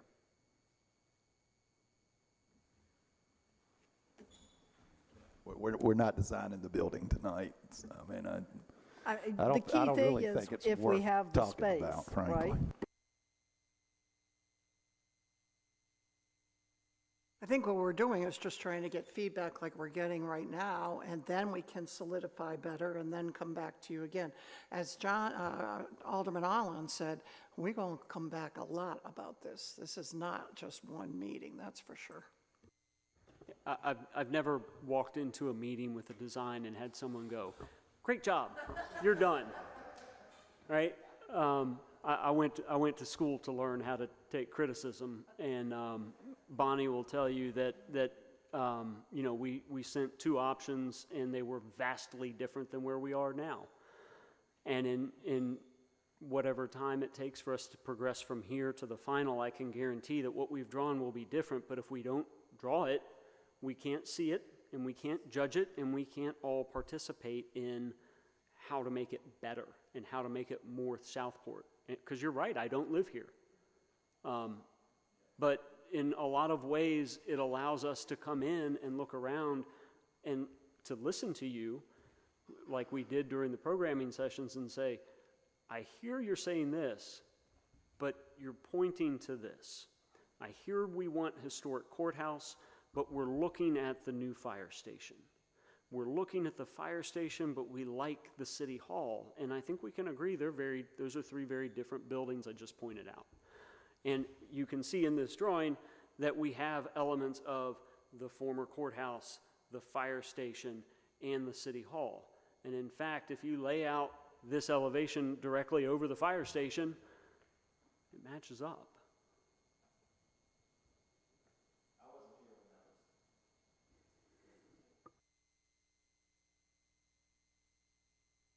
But that's the other thing, is that everyone on this board is going to have an opinion. I think that there are certain things, regardless of what the facility looks like, that the police need. Certain aspects. It doesn't matter where you put it, what town, what city, there's certain basic standards that they have to have. And the size depends on not only the population, but how many people are going to be here and that type of thing. And the architecture, you want it to mimic our town in some way. And I think it's like writing a term paper. You don't write a term paper, you revise your term paper.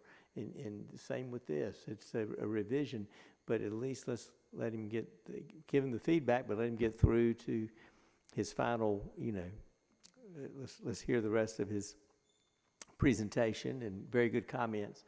And I think that it's reminiscent of when the fire station was built. And, I was here, and oh my goodness, why are they building a Taj Mahal? Chief Drew, are you feeling that right now? Are you having some nightmares? Are you having some PTSD over this? I mean, but look how it's turned out. So keep your comments coming, but let's give them a chance to give their presentations. But there are certain things that have to be there, have to be in this building, have to be built in a certain way that makes it safe for our officers and for our citizens, and we want it to look like it fits in Southport. But I tell you, the fire station is not a historic looking building, but it is a fantastic building. It's a fantastic facility. And just too bad we don't have an old police car to put in there. We have the new station. And thank you, Alderman Davis. So anyway, thank you, sir. Please continue. Thank you. That's it for us. That was our kind of high-level overview. I'm happy to come back if we want to get into the weeds of any part of the study that we've done so far. Thank you all. Any further questions? Because we'll definitely be back on this over and over again. This is just the first draft, so to speak. So thank you. All right, board. If you would do me the favor of let's move up the item. I believe it's item 6, appointments for cemetery committee. Just for Ms. Steck is here, and I don't want her to have to sit through a longer presentation. So if we could just do that first, and then Alderman Davis, if you would do that, please. Okay, thank you. Thanks in part, a great part, to the continued urging of Ms. Pat Kirkman, this board has created a cemetery committee to oversee the 2 city-owned cemeteries. An Alderman ad hoc committee consisting of Alderman Lombardi, Alderman Mosteller, and I developed a draft ordinance, which was passed in August. The ordinance sets forth the cemetery committee's mission, duties, responsibilities, and sets up the system of selecting the committee members and establishing their terms, which is as follows. 3 organizations that contribute to the preservation of the cemeteries each select a representative from among their own members. They serve 3-year terms, and they are the Southport Historical Society, whose representative is Musette Steck, who, for those few of you who may not know this, is a highly esteemed local historian, a past president of the Historical Society, and is rightly called Southport's own national treasure. The Southport City Beautification Committee's representative is Lynn Godman, who also serves as the chairperson of the Beautification Committee. Lynn is also involved in numerous other volunteer activities here, and she most recently has been seen frequently around town painting city signs and staining park benches, many of which, by the way, were built and donated to the city by her husband, Ken. Hold your applause. We're going to ask these folks to stand up. And then the John N. Smith Cemetery Foundation's representative is Andrew Parks. Andy's expertise is in statistical analysis, and he had a long career at SAS Institute and, prior to that, the U.S. International Trade Commission. Just for fun, Andy is a freelance theatrical lighting designer. Now, a special note, in case you're wondering, the John N. Smith Cemetery, which is on the National Register of Historic Places, is not city-owned, but its significance to the city's history and identity is the reason the foundation has a representative on the City Cemetery Committee.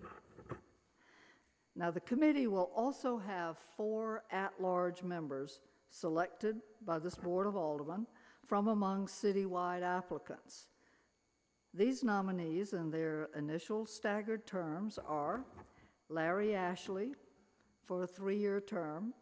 Larry is a retired banking executive who has expertise in genealogical research. His profound interest in that subject has led him to membership in the National Geological Society. Tish Hayden for a 2-year term. Tish is president of the Southport Garden Club and is vice president of Downtown Southport Incorporated. And she served as chairman of the Southport Planning Board for multiple terms. Tish has frequently volunteered her time and expertise to beautify and improve the cemeteries, and she also has family members buried in our city cemeteries. Jason Robbins for a 2-year term. Jason is a local real estate broker and vice chairman of the Southport Zoning Board of Adjustment. He's a former national, multinational publishing company CEO, and his focus of study at Georgetown University was organizational development and change management.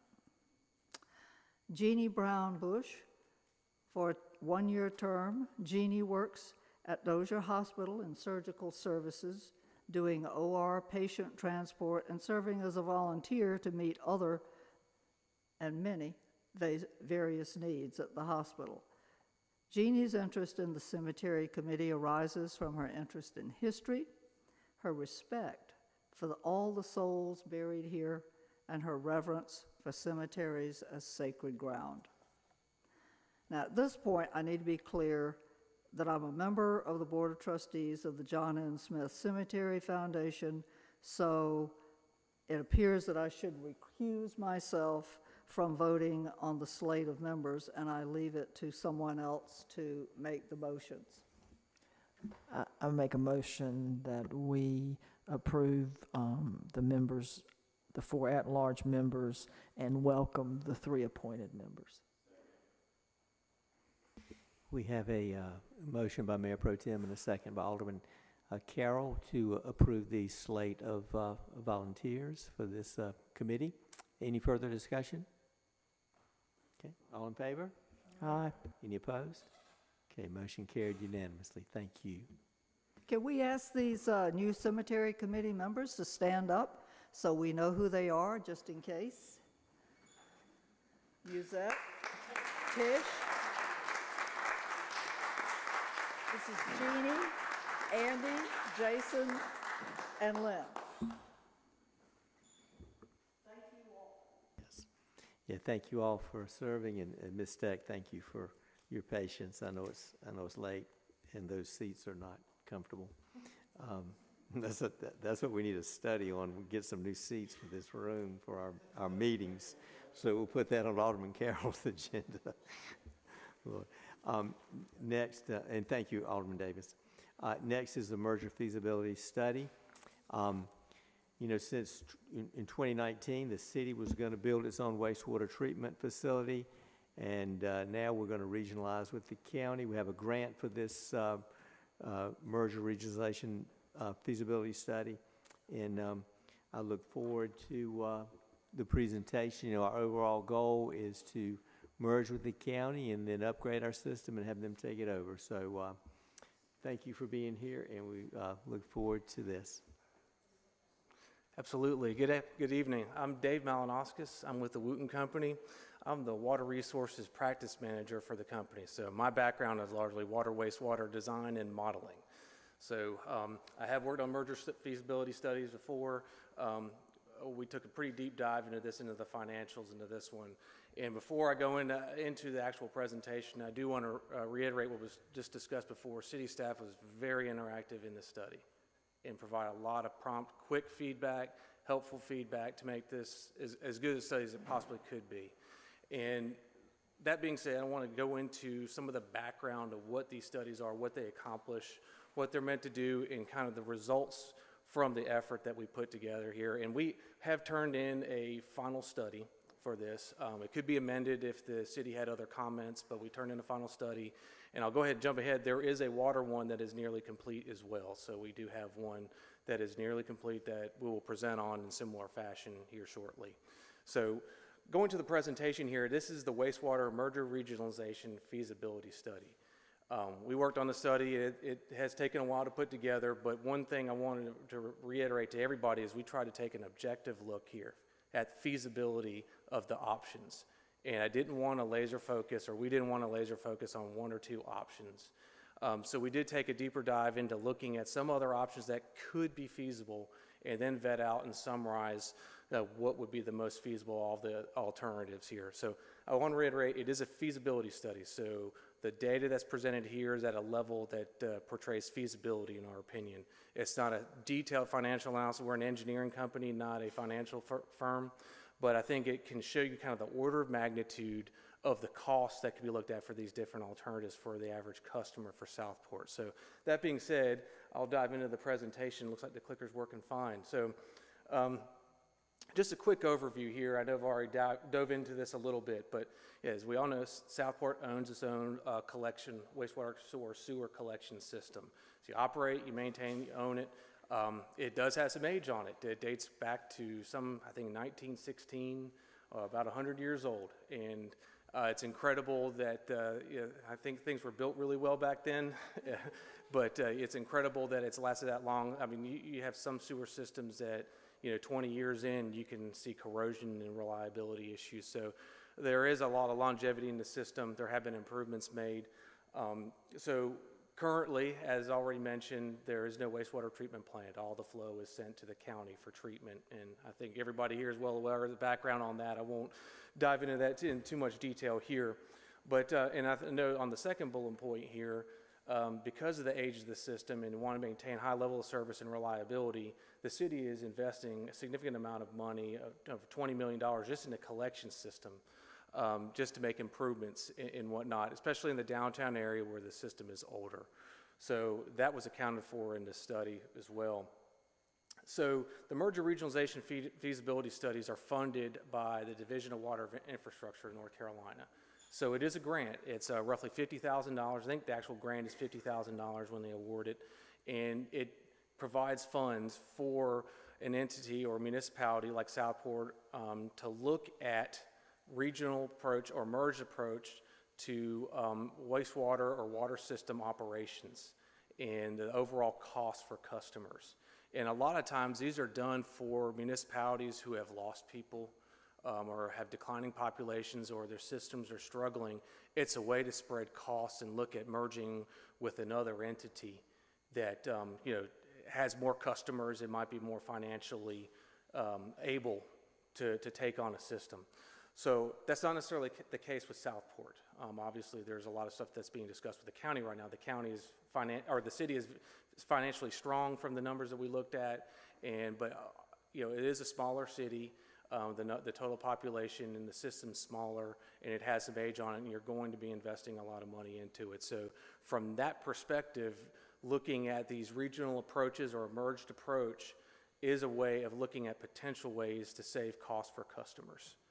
So, and that's basically the background of why these studies are important. So here you got some objectives for the study.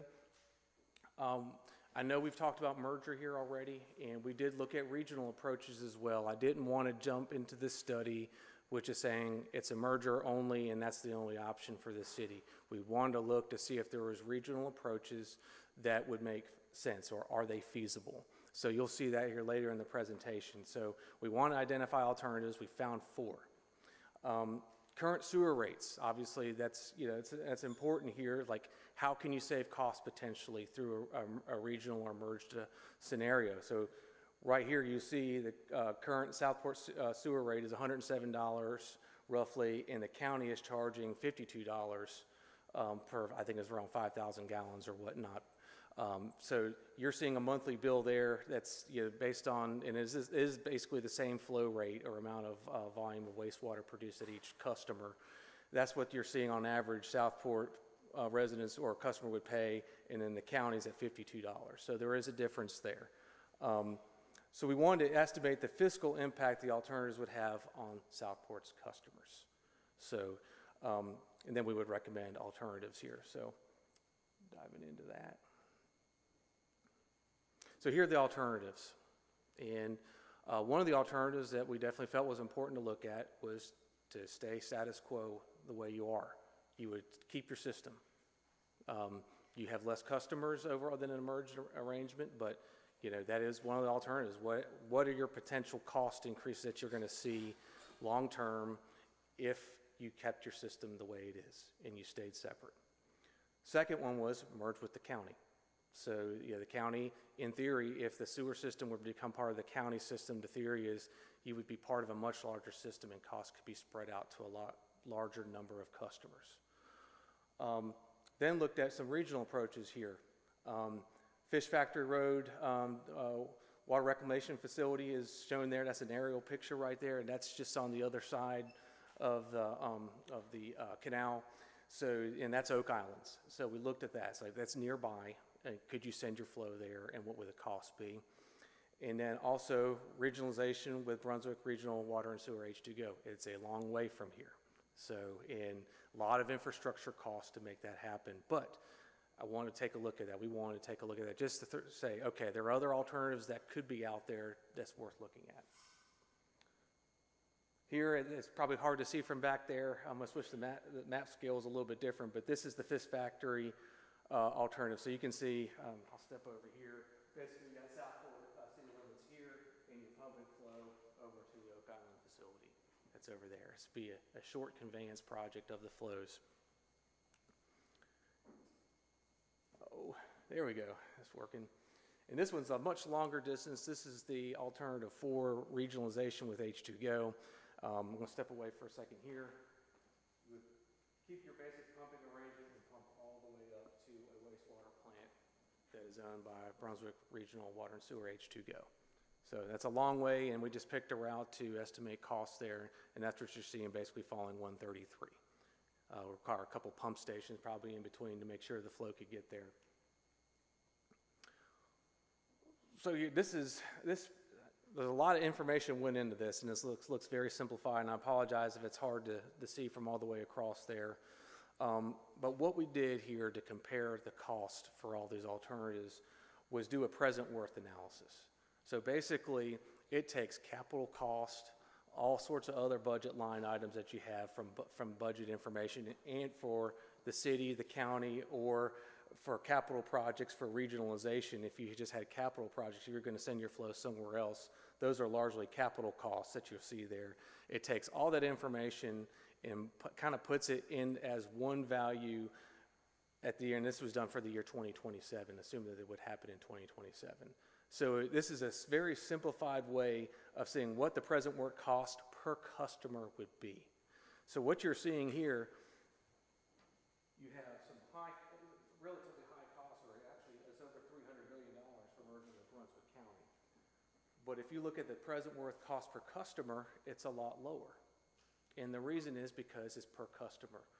They have, and this is assuming that the city customers would become county customers. So you're adding the city customers to the existing county customer base. And that's what lowers that total present work cost per customer down to that number, even though the overall cost is high. You might ask, well, okay, on the regional ones, you know, why didn't it cut that much down? Because they just didn't have as much customers to you know, we just couldn't do the same type of analysis with the Oak Island and the H2Go ones. It just, the way the numbers worked out, it just, because you, and I kind of went ahead of myself there. If you were to go with a regional approach, you would not become those customers. It would just be sending flow. So that's more on the capital cost. But Sir, could I ask you to do a favor? Yeah. Since the camera can't pick that up and people on the side can't, can you just read off those numbers at the end for us? So at least it's on the audio. Yeah, what you said, if we stay with the county, if we went to the county, it would be X. But just so we have it on the record what that X is. Oh, absolutely. So, okay, so if you retain your ownership. Oh, sorry. Oh, okay. I can still see it. Okay, so retain ownership and operations. That's, you know, if you stay as is, that's $96 million present worth cost. And that's including your planned projects and your budget, you know, all your budget line items. The total present worth cost per customer with that, and that is only Southport customers, that's $29,873. Yeah, I'm going to go through these and I'm going to talk about the feasibility, if that's okay. All right, the second line item there, you see merger with Brunswick County, that's $312 million. There are significant capital projects and significant budgets because you have two entities that are merging, so all those costs are in there. But beside that, you see the total present worth cost per customer on $2027. It's $9,912 there per customer. Regionalization with Oak Island, you still stay as is, but you're just sending your flow to Oak Island's plant. That's $106 million estimated cost at $32,972 total present worth cost per customer. And then lastly, regionalization with Brunswick Regional Water and Sewer H2Go. That present worth cost is $161 million with a total present worth cost per customer of $50,240. Do you have that broken down to like the numbers you gave us before? Currently, for an average amount of sewage for a Southport resident, they pay $107 per month to do that. And then you have, I think it was 53 for the county. Is there a way to break it to that far out? So,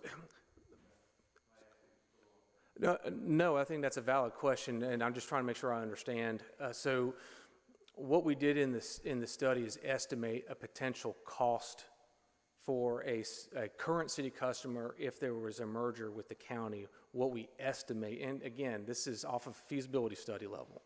All these numbers will be confirmed with negotiations or whatnot.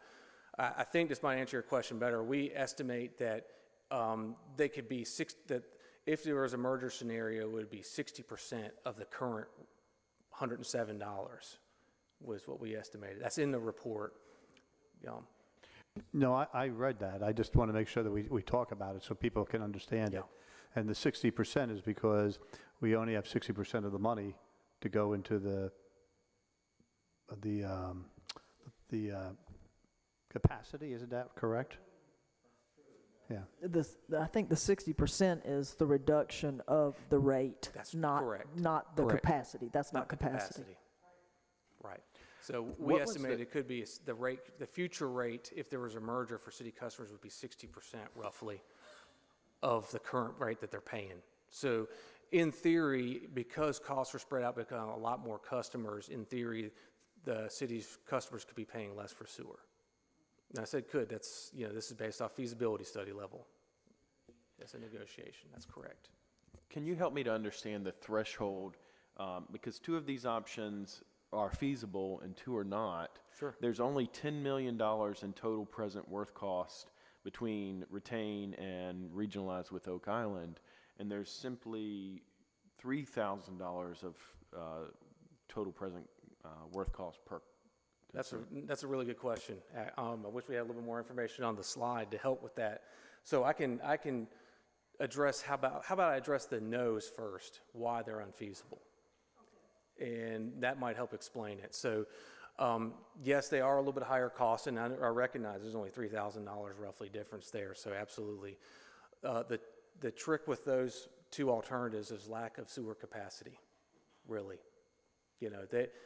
They are entities that have, and I know that H2Go sends a good bit of their flow to the county, and they have very limited capacity at their plant. So it's almost less from a financial and it's just the ability to serve for both of them. Yeah. We didn't put a slide in there about this, but it's in the report, though, that we really tried to look as like who has the treatment plant capacity here in the county. Is there any long-term, to your knowledge, any long-term goal from H2Go to expand? And would our $50 million plus be better spent with them, to your knowledge? Just a question. Not that I'm aware of. The other thing is, though, and David could probably help me here, the pipe that would have to be built to connect with them would be outrageous. Yeah, yes. Yes. So the 161, the present, okay.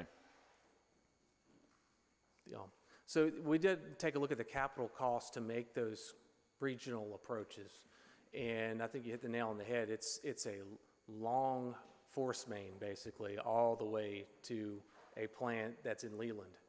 And the capital cost for a project like that, permitting hurdles, there's a lot of concerns with that. Could it be done? Yes, but it's very expensive. And then on the downstream end of it, H2Go does not have an abundance of capacity at their plant. You just look at their local water supply plan that has all that information, and they're less than 1 million gallons a day at that plant. It was an inherited plant for them. So going back to what I discussed, we really tried to look at where all the plants were, and is there something that is obvious? We figured there wasn't, but I didn't want to laser focus on just one or two alternatives for this. I thought it was worth looking at other things just so you could have a point of reference for feasibility. So it goes back to the second part of your question in my mind is why we have two yeses here. And the first yes, even at the total present worth per customer, working with city staff, really, it jumped out, like the importance, the pride of owning and operating a system. And I'm going to go into the pros and cons on that. So we felt, even though it was a cost there, more costly potentially, there are other factors that must be considered when you're talking about this if you're to retain ownership of your system. And it's not just, cost is very important to everybody these days, and I totally understand that, but there are other things that I'll get into here in a couple minutes that will explain why it could be feasible. And ultimately, it's the city's decision on that. Any other questions? I'll go to the next slide. Okay, so actually it was much quicker than I was thinking here. So advantages and disadvantages. So here are the two feasible options. I apologize for the font size. Do you want me to read these out? I'm happy to do so. Yes. So retain ownership and operations. You'll see the little plus symbol there if you can make it out from across the room. One of the main things, and I definitely understand the sensitivity of this, and you have employees that are dedicated to the city, especially in water, wastewater operations, and any public service. I shouldn't just say that, but you have bad weather or a hurricane come through, it's important for them. That staff keeps your systems going, and they have a lot of pride and have been here a long time working, and dedicate a good bit of their lives to the system. So if you retain ownership and operations, you'll maintain staff partially funded by sewer sales. And that's the other part of it too. So you would have your operations staff, but your sewer sales partially fund other department positions. So if you were to divest of the sewer system and water potentially, you would lose those revenues, and you'd have to find other mechanisms to help pay for those positions because they are partially funded. So you maintain that, you keep control of those revenues, and they can be used as you currently are using them. You may remain in control of the collection system, and you're like, well, okay, what's the advantage of that? Well, sewer in particular is, I mean, I live in the Raleigh area, and downstream sewer is a big deal. Sewer capacity is a big deal for development. If you have your own sewer systems, you have some level of control and say, like with capacity. And that is an important thing, and you have control of that collection system. You say what goes on with the system, and the city can make decisions on that system. It's yours still. And a lot of different things that go with that, but you know, that it was important to recognize, so we felt that this could still be feasible because of that. And you're already set up where you are sending your wastewater flow to the county. You're not having to develop another alternative to figure that out. You have an arrangement already in place, so you're covered there in theory, and you can still operate and maintain your system and use it for your own, and you'll have control of it. On the negative side here, you'll remain responsible for all costs associated with future capital improvement projects. So if there are major needs in the system, I know you're spending a good bit of money, the city is investing money, I should say it that way, in improvements that are needed. But if you have other ones, it's still your system. You have to find ways to fund those improvements. If you were to divest of the system, it becomes someone else's responsibility. That makes sense. And then high sewer rates, just saying, may limit future growth in the service area. You know, your rates are higher than the county's currently, based on the same amount of flow. So, you know, that is a little bit higher rate, and it could limit future growth. So that was a potential disadvantage if you kept your system as is. Go ahead. If you don't mind, what exactly does that mean? Because right now we have a relationship with the county that says they can't provide sewer to our service area. So how would that limit future growth? People can't pick and choose who they go to for wastewater treatment. Okay, so with the plant expansion project, are you talking about through the lens of treatment, or are you just talking about serving customers?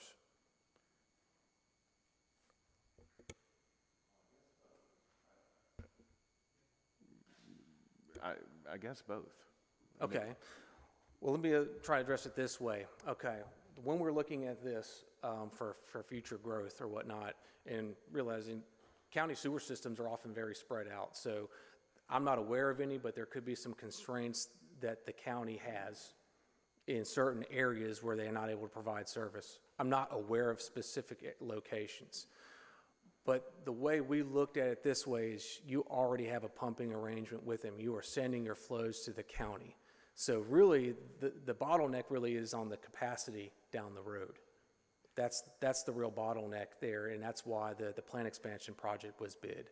Is, you know, you're looking into the future, and they have the ability to expand a plant to make sure that you're covered well into the future.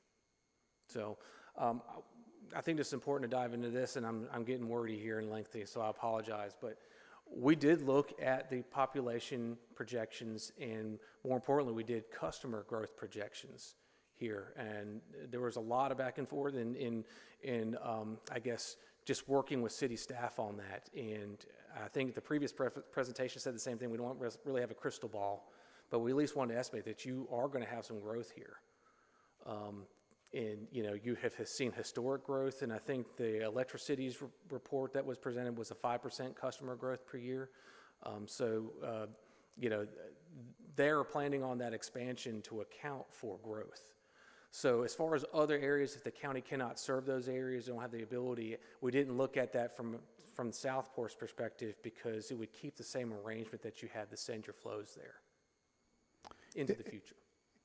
In your disadvantages, is there, and I wish I had remembered this, the the system development fees, 18 grand a house. Is that calculated into this? It's not. So we would not, if we go over to unless I'm mistaken, if we transfer this all over to the county, we no longer get the $18,000 a house for that. Correct. And so that is a disadvantage in some regards, and I thought that would be added into the financial, here's all the pros, here's all the cons, and what does that mean? Well, that money is for. Yes, I'm sorry, go ahead. No, I'm sorry. No, as I said, that money is for the system. Yeah. And it's really, it is used to put back, so the portion of the SDF, the System Development Fee, that is sewer-based should be going back into the sewer system. And my last point is, I'm going to try to follow up on what Robert talked about.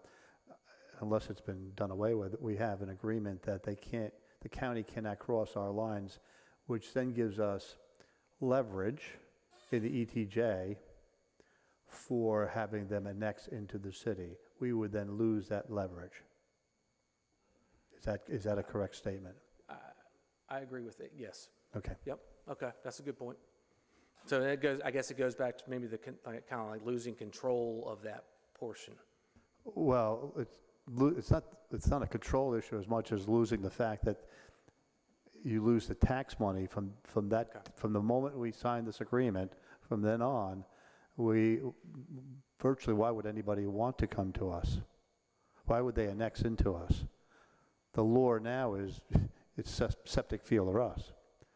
The next day, it's that option. There's no problem. They're going to get sewer, and it's going to come from the county. Now, I am basically behind all of this. Sure. It's okay, but I just want to make sure that we articulate all the issues that are out there, so everybody understands what they are. Okay. I think that's a noted. Again, we can amend the report if you want that added in there too. So I don't want to run away from that at all, and if that's something that needs to be added to the report, we can do that. I'll follow up with the manager and then with the board, and we don't have to vote on that right now. Well, yes, sir. Understood. Okay. A side note to Alderman Alt's comment, I assume we could have a conversation with the county that would suggest anything within our ETJ would need to be annexed in order to receive sewer from. Why would they do that? That would be forced annexation. You can't do that.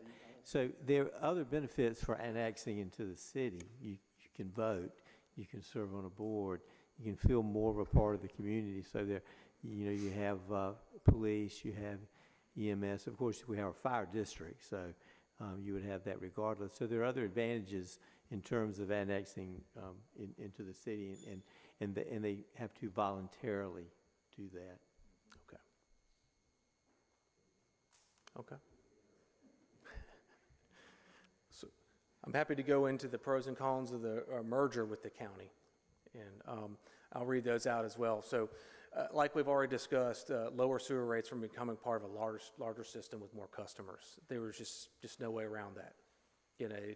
You divide by 30,000 plus customers, and it just lowers the cost per customer. And again, on a feasibility study level, we don't know what an ultimate negotiated number would be, but they just have a larger customer base.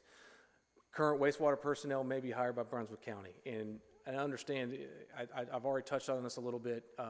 You have great staff here already. Oftentimes, I can't say every time, and this is anecdotal, but from what I've seen, usually in a merger situation or scenario, the staff from the entity that's merging with the larger one, they usually hire the staff from the municipality that did the merging. It doesn't happen everywhere in every case, so I can't guarantee that, but I do think that there is strong potential for that. They have historical knowledge of the system, and that would be advantageous for the system that's bringing on the smaller system, for them to have that expertise on staff. So we've seen that with other clients when they've had a merger situation. It happened in the Raleigh area 15 years ago, plus they hired all the local people or most of the local staff from the merger community. So we felt pretty confident that folks would be able to transition over. We've already talked about this a little bit, but you would lose those sewer revenues, and we didn't do a deep dive into how you would make the shortfall up. And again, being an engineering firm, we would try to be careful about that, but you would have more taxes and fees more than likely if you wanted to maintain current staffing levels and whatnot. So that would be potentially unavoidable because you are partially funding those services through water and sewer sales. So that is in the report. And then less influence in development planning. I've mentioned having the sewer system, obviously that's influential in development, particularly dense development that has a lot of flow per a small footprint. The county, in this case, would have this kind of say is like, yes, we can or cannot serve that. They're part of their system. So the city, you would have other ways of controlling that, but from water, wastewater perspective, or here, wastewater perspective, you would not have that like you currently do. Okay. Any further questions? Go ahead. Right. So a fifth option that was not considered here, but has been considered by previous boards, was to build out our own capacity. And so how does that look within what you've created here? So construction of a wastewater treatment facility? Correct. Yeah, so the challenge with that is, well, there's multiple things. Cost is a big one. And starting from scratch on a plant, well, it's great, and there's a lot of benefits to doing that. You're talking 5 years to get it from planning to maybe commissioning and maybe longer. And a lot of its permitting hurdles is not easy to get a discharge permit for treatment plant effluent. And that limits the feasibility of them. I'm not saying it can't be done. For an area like this, you might need infiltration basins. And you need lots of land for stuff like that. And so your plant footprint's large. Having the land available to put the site of plant. And then we've talked about cost. And you're thinking bidding a project 5 years from now, who knows what the cost would be. So, of course, we discussed it internally quite often about, hey, build your own plant. But there are a lot of hurdles and challenges to overcome with that type of option.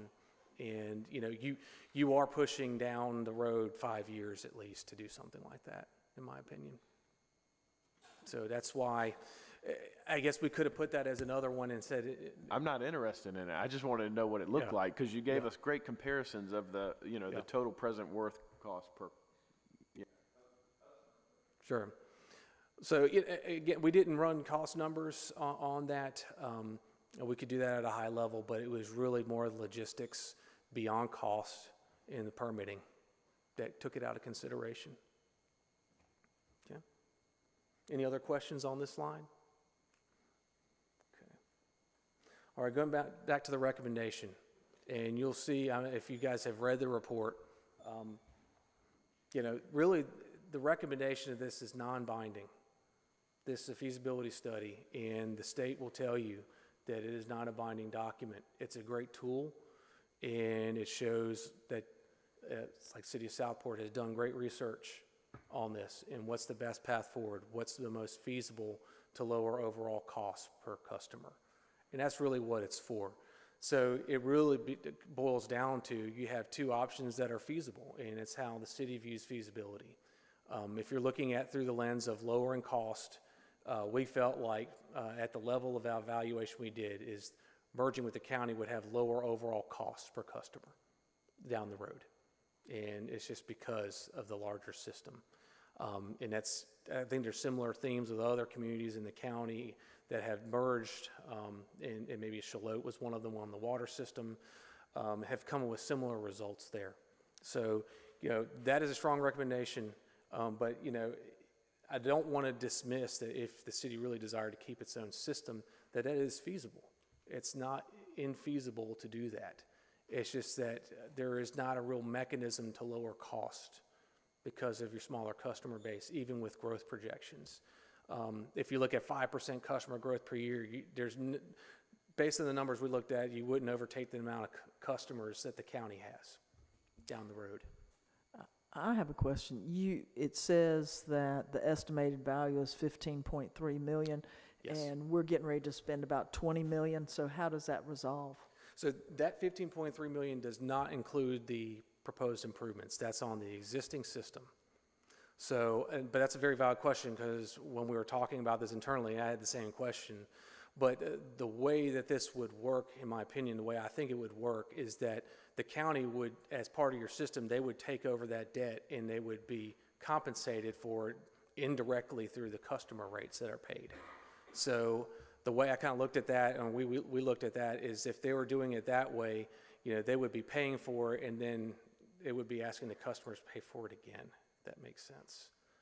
So we did not include that there. And we don't know if that's actually how it would work out. That would be part of negotiations. And I think that is something that could be mentioned, that, how are we going to handle that? Currently, the way the system is set up, that is how we got the $15.3 million with the current assets. And that is something that could be discussed further with the county as part of the negotiations, how that would be handled. But at the end of the day, they would be, by acquiring the system, they're really taking on the debt for those. They're not all grant. I think there was a small percentage of grant on those. So they're taking on loan because on assets that they would take over from you guys. Hopefully that made sense. I did not do the best job explaining that, so. But yeah, that was a great question, and definitely we had that same one ourselves when we're working on this. This is probably not something that you're prepared to answer, but I think maybe the city manager more possibly, that in addition to the county taking over responsibility for the loan, do we not get anything for the value of what they're getting, which is an excellent updated sewer system? Well, it's a capital asset. It depends on when the merger happens. If that merger happens tomorrow, they're not getting, exactly, that's exactly right. So it depends on when it happens. Certainly, as Dave mentioned, I mean, the assets are worth 15.3 now. If we end up upgrading that whole thing, that's a totally different number. But as was mentioned, that if we merge tomorrow, 15.3 is assets, but look how much debt they're taking on, probably twice, if not 2.5 times what those assets are worth, because of all the money that we've taken out as loans, so. But we also haven't invested the 20 million plus that Alderman Mosteller just mentioned on upgrading our system. Well, it depends on when it happens. If it's tomorrow, Right. So. The new assets aren't in place and they haven't been paid for. They're, That's correct. That's basically So the reason why. You're going to negotiate at the time of the merger. Right. Thank you. That was a good explanation for it. And that's why we left it at 15.3 million. And we did take a look at the age of the individual components, thanks to the information provided by the city. We were able to estimate a number. That's just our estimate of it. But the system has value in its current status, and we didn't want to ignore that. And I think that was a great comment from city staff. So, value of the system, the collection system assets, you see 15.3 million. And then, if you were merging with the county, one thing, your technical and financial expertise, system knowledge, and regional loyalty of Southport's personnel, that's got to be accounted for at some level. And we understand that that would be a big change, but if you're looking at from the lens of just financial information, we really thought that the cost could be lower per customer. But there are things that you would be giving up if you were to do a merger. I didn't want to omit that.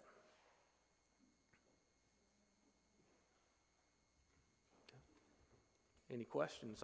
I do have a question slide. So. I have a question. Yes, ma'am. But it's just in the body talking about I&I. Yes, ma'am. And we've all sort of had a lot of discussion about I&I for several years. And in this, you say that we are average, that the typical infiltration is 500 gallons per inch. Right. And then we're like 192. Yes, ma'am. So we're an average, we're not an excessive I&I. Right. So looking back at some historical data, and actually I should preface all this. Every system has infiltration and inflow. It's present in every system, every collection system in North Carolina. You can't avoid it. Based on more recent data, and it has, and I'm knocking on wood because nobody wants it, but we haven't had major storm events, but we did several years ago, and it impacted a lot of eastern North Carolina, as everybody knows. When you have those events, that's when you get those I&I spikes. And especially if you have an older system, brick manholes and whatnot, that really can get you over that tipping point where you're getting a lot of that infiltration and inflow. We did see that, but more recent data that we looked at did not have the same level of infiltration and inflow. When we were looking at the overall flows, I don't want to omit the fact that we did account for some reduction in the overall flow because of this proposed system improvements. So, but going back to your question, based on more recent data, you take out like a hurricane event or a significant wet weather event, you're not really beyond like what would be considered a normal, and that's been going on for a couple years. But if you go back to when there was a major rainfall event such as a hurricane, you did have 2, 3, or 3 or 4 times, I believe, peaking factors from those events. And a lot of people did, you know. So, yeah, a lot of entities dealt with that. Was there any way to know the House Street project, how the House Street project changed the I&I? Was that discernible?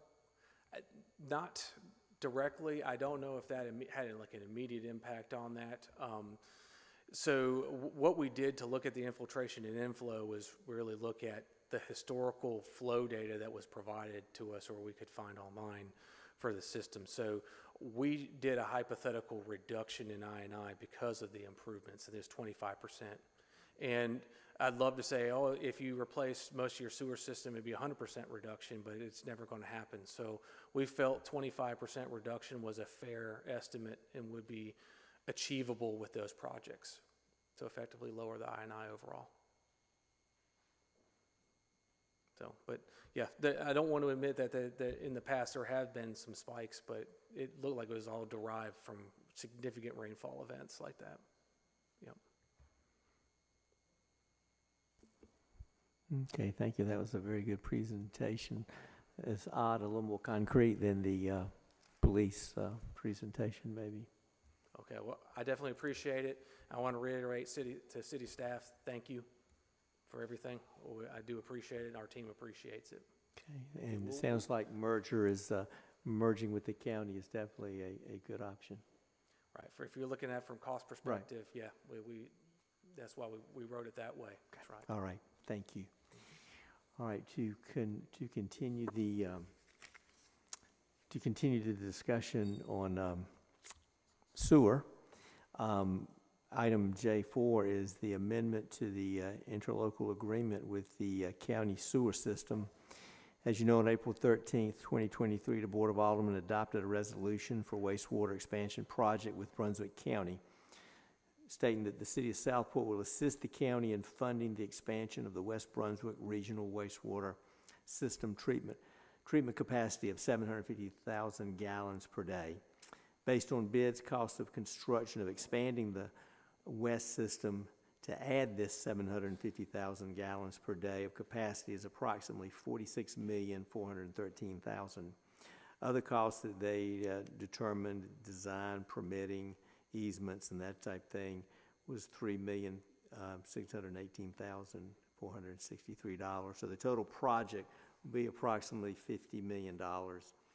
So the city's has the Division of Water Infrastructure loan at around almost $30 million.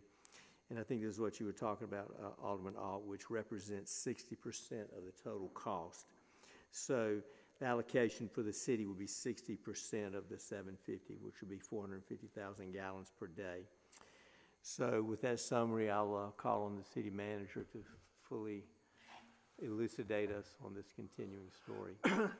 Yes, as all of you know, we had to go out to bid, or the county did, go out to bid twice on this. We did open the bids recently, and 47 still seems to be the magic number and that has been certified by the county engineer. The bids only last 90 days. Now these pieces of information are key to this discussion. So as of November 7th, if everything and the bonds and everything are not issued, those bids go away, we start all over again. Lord knows how much those bids are, because the high bid of those bids was $62 million. So right now it is imperative that we go, or not, I keep saying we, that the county goes to the LGC, the Local Government Commission, to be allowed to issue these revenue bonds. The LGC, the Local Government Commission, will not even entertain anything from them unless they see the merger feasibility, which Dave, we've already given to them, as well as an amendment to the interlocal agreement, which you have in front of you tonight. So what is key, and they only have until September 19th to get this to them, or they get pushed into the November, there goes the 90 days, we start all over again. So it's timing is everything. So it's imperative that tonight, what I'm asking is that you agree with the concept that the mayor kind of just outlined is a conceptual. Yesterday at 4 o'clock, we had a big meeting with the county attorney, our bond attorney, our financial advisors, our staff, county staff, to talk about this agreement. And we do agree in concept with it. We also know we need to make some amendments just in wording to include, for example, and I know Alderman Mosteller brought this up to me, that we should negotiate the 15.3 and that we're going to add that, for example. But it is really key that in concept, if I can get something from the board tonight to say, we think we can move ahead, that helps the county move ahead. So I asked Dave to stick around in case there were other questions he might be able to answer. But also with us tonight is Aaron Smith, the county finance director from the county, who's been really helpful. We've worked very closely together on this, so he's here to answer a lot of the financial and county questions. So with that, I will open it up. Any questions for the city manager or for our consultants here? I just want to make sure I understand, just to reiterate really what the mayor said. So we're gonna contribute the almost $30 million for 0.45 of the capacity of that 750,000 gallon Well, it's expansion. 60%, which equals the 0.45. Yeah, that's what I mean, yes. So then, what I would say about that, just to be clear, would be that then, where we talked about this in the merger feasibility study, it would no longer be an option to not merge. It would not be, we would not have an option. If we agree to this, we're going merger. I would think so, and Yeah. the county, certainly, commissioners are for it too. Because because it wouldn't be an option because we couldn't dial that back. Do you know what I'm saying?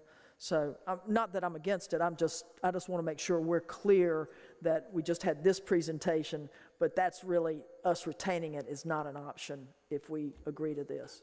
And let me also say, this amendment would be in place until there's a merger feasibility negotiated deal. And then we become a member and we go on to the county rates. And, this would not be at all relevant because we'd have a totally different agreement. So this is just the next step in that process.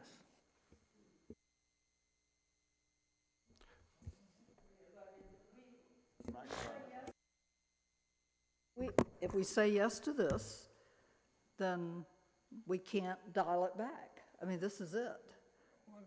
Right? Dial it back to what? Building your own plant? No, just or holding on just to owning it, or just not doing it?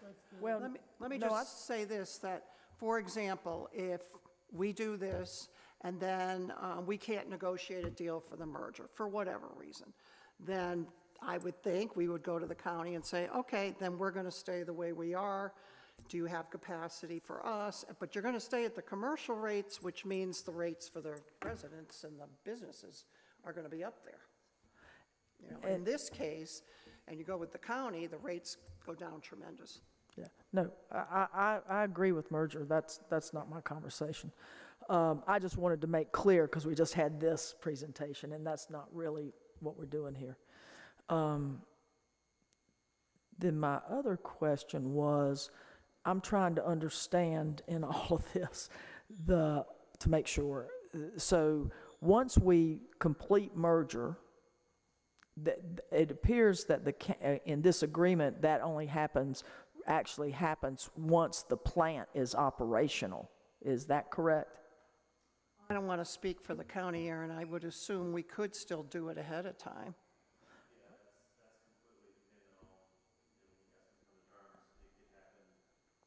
Well, I think what I'm looking at is it says that we don't get participant prices until the plant is in operation. So then that would be a disconnect to me if we're fully merged. And Again, except that if we do the merger tomorrow, then we would negotiate all that and our rates could still go down tomorrow. This is a medium, in the middle kind of thing to get us to the next step. And then that conversation we had, y'all can amend that. Were they amenable to amending that? That was just to make clear that we would, what the assets were and making sure with real property, it was just about real property. Okay. Any further questions? I've got a question for the city. I mean, the county, I'm sorry. Sorry. My question is, I can talk while you're walking. My question is, I'm trying to understand, because they refer to commercial rates, wholesale rates, retail rates, commercial retail. I'm trying to understand that one. And also, I'm trying to understand we stay at this higher rate even though we essentially pay $30 million or whatever. We're going to stay at this higher rate till y'all complete the plant. Is it because it costs y'all more to process us? I'm trying to understand what justifies that higher rate. So the first part of your question is our retail rates. Within that is broken down. You've got residential retail rates, commercial retail rates. Right now, as the go-between from the 2020 agreement, you were a commercial retail customer or retail commercial customer, so you're currently paying those rates to get us to where we could build this plant and then you guys become a full participant in the system. Once you're a full participant in the system, which would happen after the capacity is available for you to become a participant, then you would pay the participant rates. If a merger took place, you're no longer a participant, you're no longer a residential customer, all that goes away. We're just taking care of your customers as if they're Brunswick County customers. And can you repeat the second half of your question? I'm trying to understand why our rates why we have to stay at the commercial retail rate. Does it cost more to process our wastewater until you get that new plant up and running? I'm trying to understand why that is. Because I see what you're saying. Okay, so the participant wholesale rate, you're coming to us with having owned capacity or purchased capacity already. Since you haven't purchased capacity, that's kind of baked into those retail rates. If you were to actually have the capacity already, your wholesale rate or your participant rate is only paying for operations and maintenance on the system for the treatment, not the actual assets, the pipes in the ground, the plant for the treatment capacity. So that's the difference. As retail, you're paying for the ability to treat it. As participant, you're just paying for the operations to treat it. Okay. Maybe I can even explain real quick. For example, if I was one of the original members and we started getting the residential rate and we hadn't put a dime into that system, I'd be furious. So that's the way to explain it, because it happened to us in Connecticut. And the member towns, of which ours town was one of them, the original, we said absolutely not. They're paying much higher. They never invested into this plant.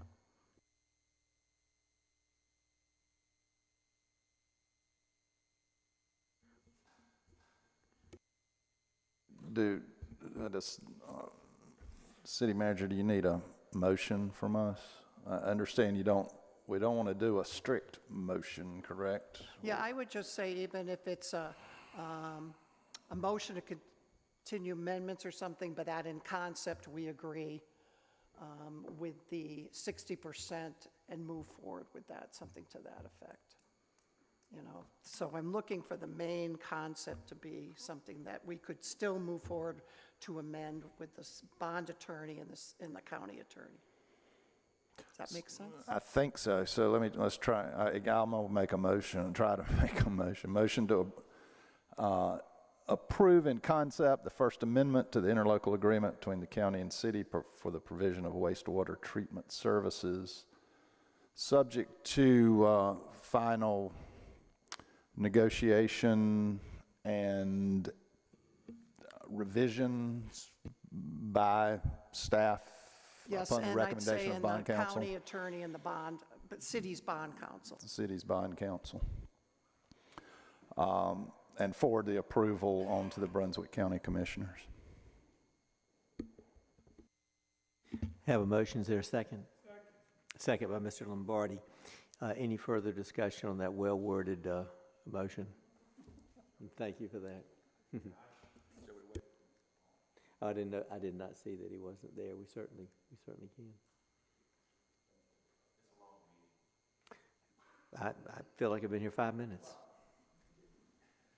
Interesting. Can,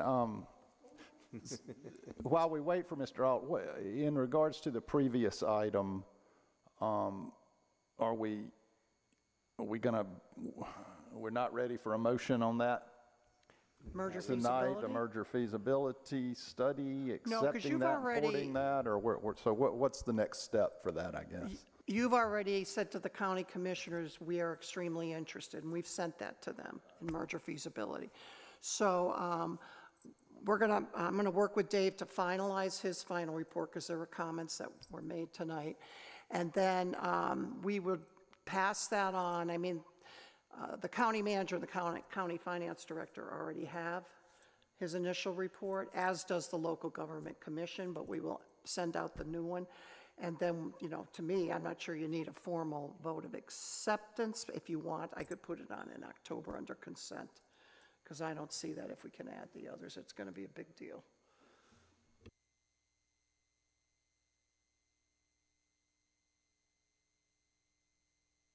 So we're waiting for Alderman Alt. Yes, we do have a well-worded motion and a second, and the motion was to approve the First Amendment to the interlocal agreement between the county and the city with the provisions of having our city bond attorney looking at it and other issues for negotiation, and that we forward this to the this approval to the Brunswick County Commissioners. I could sing. Tap dance.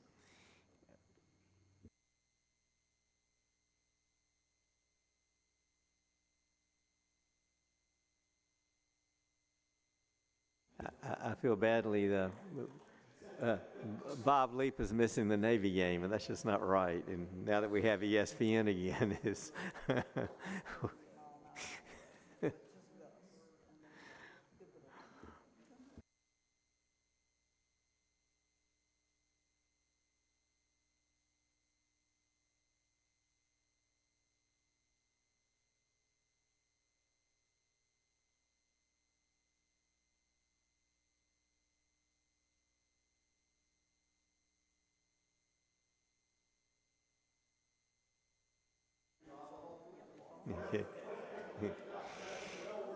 in fact, we've already merged with the county, and we built a police station while you were gone. All right, we have a motion and a second.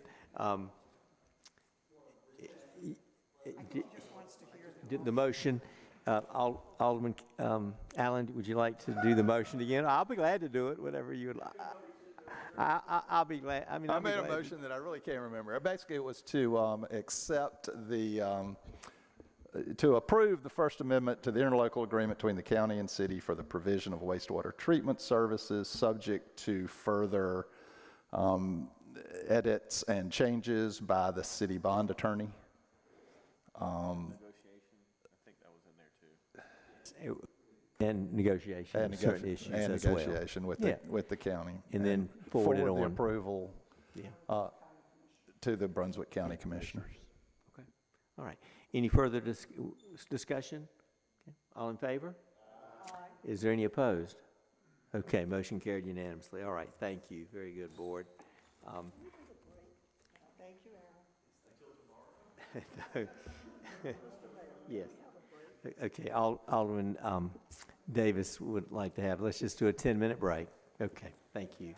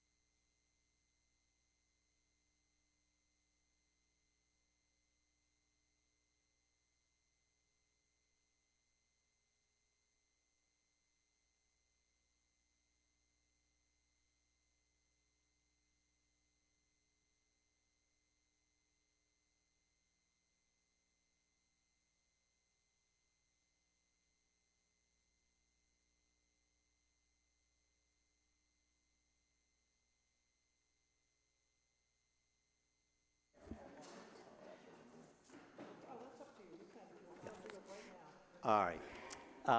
Welcome back, and it is late, so what we are going to do, we're going to do item 5, and then we are going to do items 8 and 9, 14, and then we're going to do the closed session. So next will be Bay Street, and that is, let me find my notes. Here we are. That's the erosion of the 200 block of West Bay Street. We may lose the sidewalk and the road. We must make emergent intervention. We heard what Mr. Paul Swinson said, and I feel badly that he feels that we are not moving forward, because we are trying to move forward on the 4,000-foot shoreline stabilization, but that's not this project. It's an emergent issue. At least with the shoreline stabilization, we do have a meeting October 11th. It's with the engineering firm Olson to continue to move this forward. But the issue right now is placing riprap stones in that area so we don't lose the sidewalk and the street. So I'll call on the city manager for further discussion. Yes, as was just stated, that we need to get that fixed as soon as possible. I was approached by the Fairleys, which is butts that area, about they felt very strongly, they discussed it at your workshop, that they feel if we do anything on that property, that it will affect their property next to it. And so they wanted consideration taken by the board to include them in this project. Bob Jarvis, our city engineer, is here tonight. He's been working closely with this, and if you have questions about that, he is here to answer it. But the question right now is, we need to decide, are we just doing the portion that originally gave the money, or are we going to include the property of the Fairleys?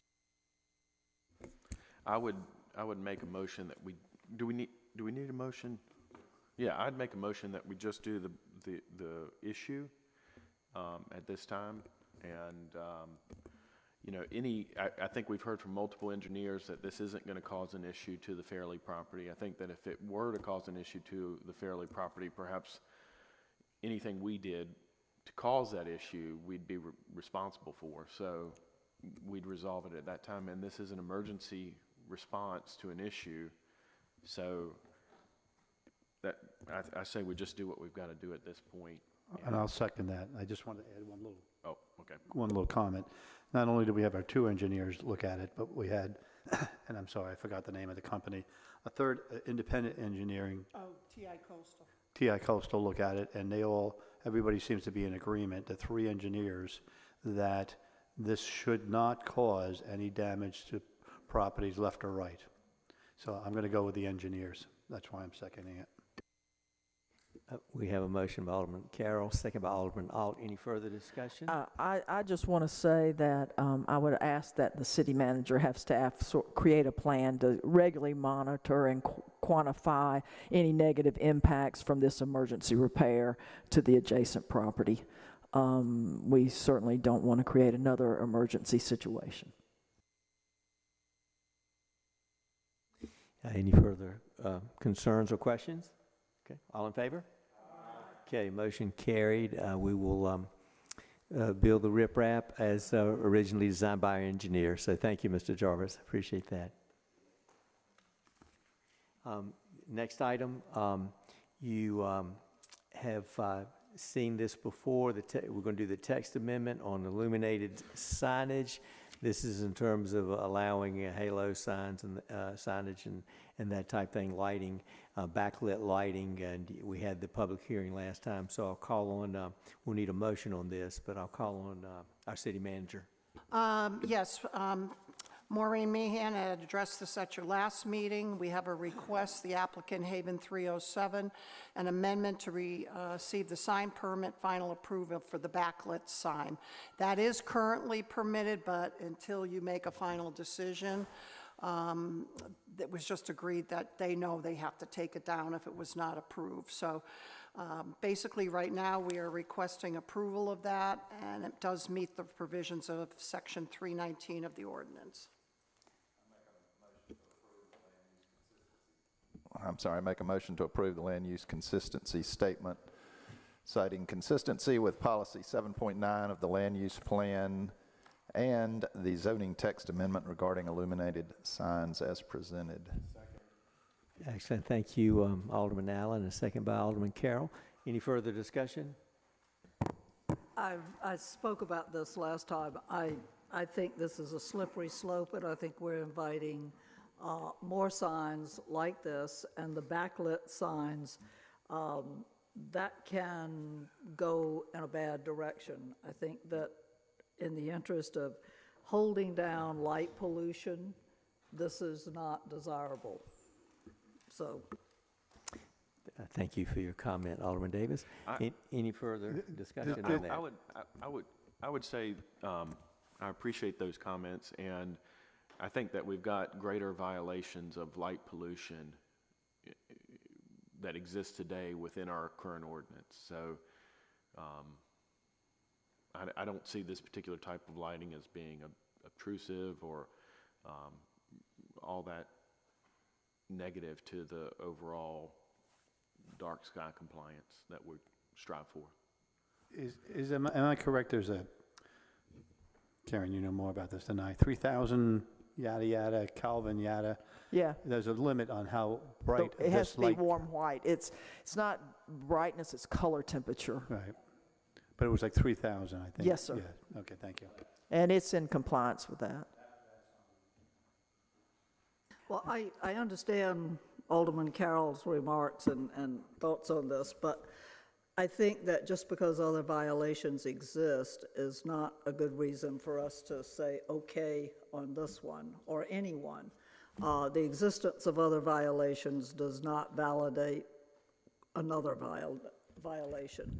And I think that the sign ordinance really needs attention. Well, I am glad Yeah. you said that because the planning board is working on that. So they're working on the sign ordinance. They haven't gotten together.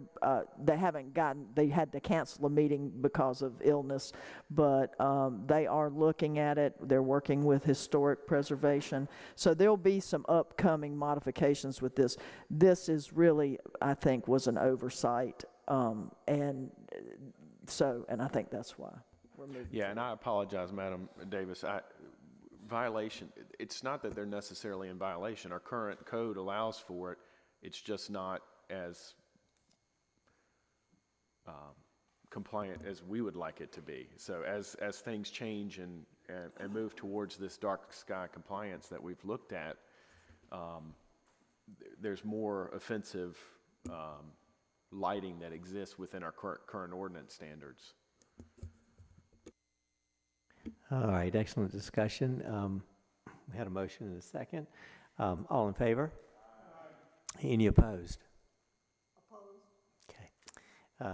It's not unanimous, 5-1. Motion carried. Thank you. Next item is we also had a public hearing on 605 West Brown Street. This was a zoning map amendment going from multifamily to R10. So I'll call on City Manager Bonnie Theron. Again, we'll need a motion on this as well.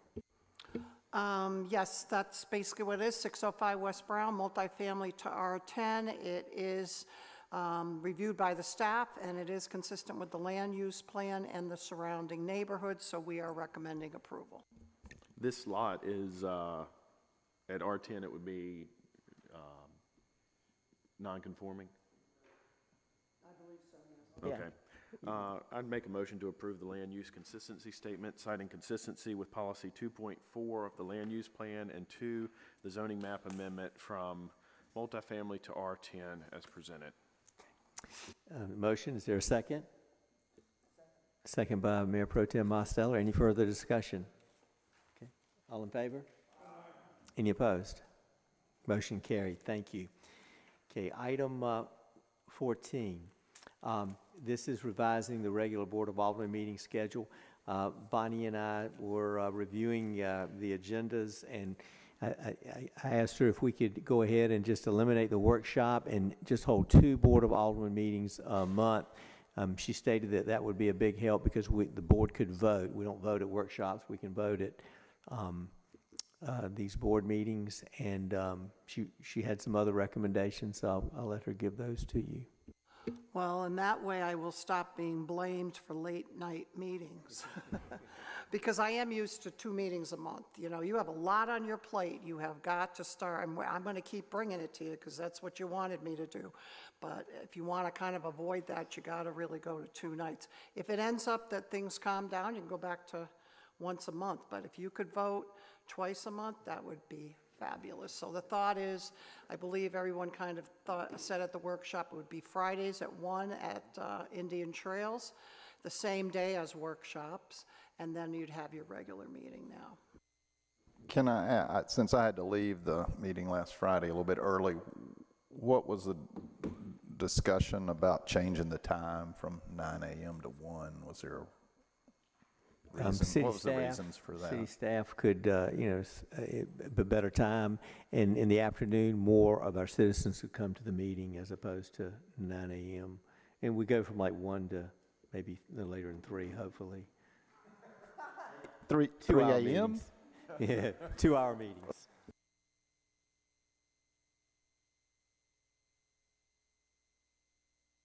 But the board, it's up to the board in terms of the time. You can set it. I was thinking 1 o'clock would be good.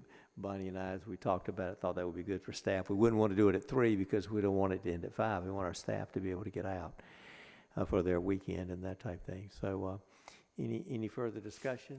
Do we? We just need a motion. But what about, I mean, Friday afternoons?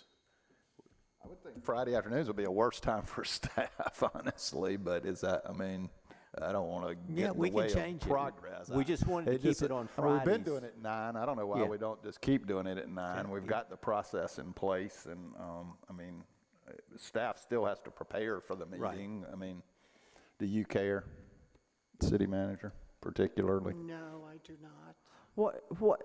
Would Thursday afternoon, Thursday at 1, is there a reason why we're, and that's really for our city manager, because you're staffing. It's about staff. It was about getting the agenda together. Yeah, I mean, you can never have the meeting here, that's for sure, on a Friday. Excuse me. But we can work with whatever it is that works for the board. So are you saying that Thursday would be okay? Yeah, well, you can pick yeah, the I mean, day. we can work on that Yeah. as long as we know ahead of time, that's all. And if we could get this room, that may be better than Indian Trail. I'm sorry, what? If we can have this room on a Thursday, that would be better. At 1 o'clock, Yeah, if that 1 would o'clock. work.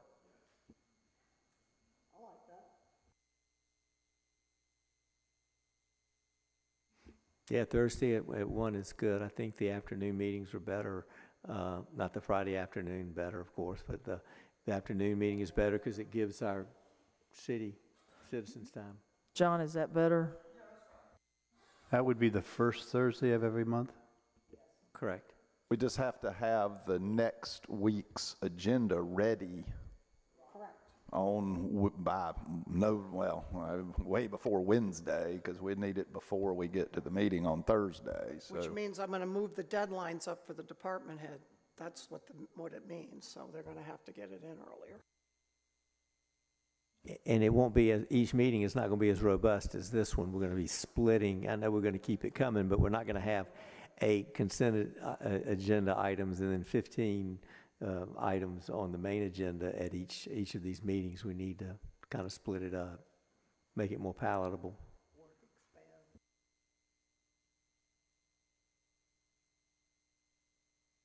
Yes, we would need a motion to. Make a motion that we have our second. Oh, sorry, I forgot about that. We have our second meeting on the first Thursday of every month at 1 p.m. Okay. Is it really the first Thursday of every month, or is it it's the Thursday before our meeting? Yeah.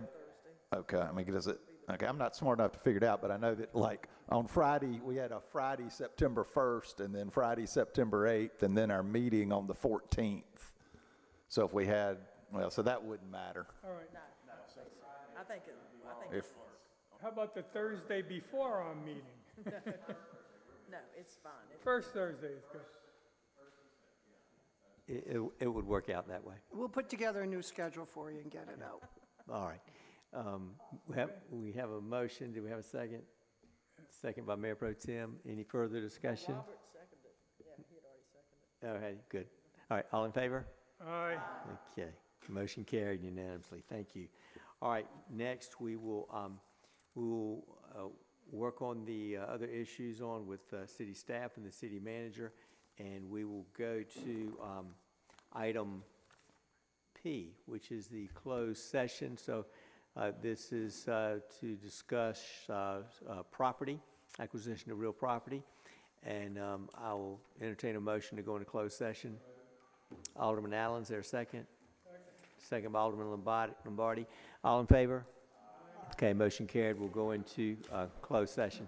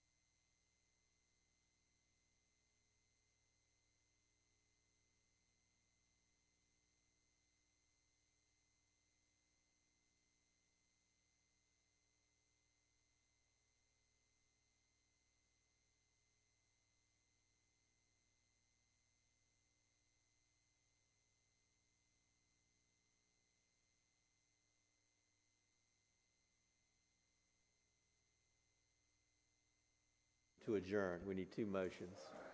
We have to adjourn. Yeah. Board, excellent closed session. We need a motion to come out of closed session and go into regular session, and then we need a motion to adjourn. So moved.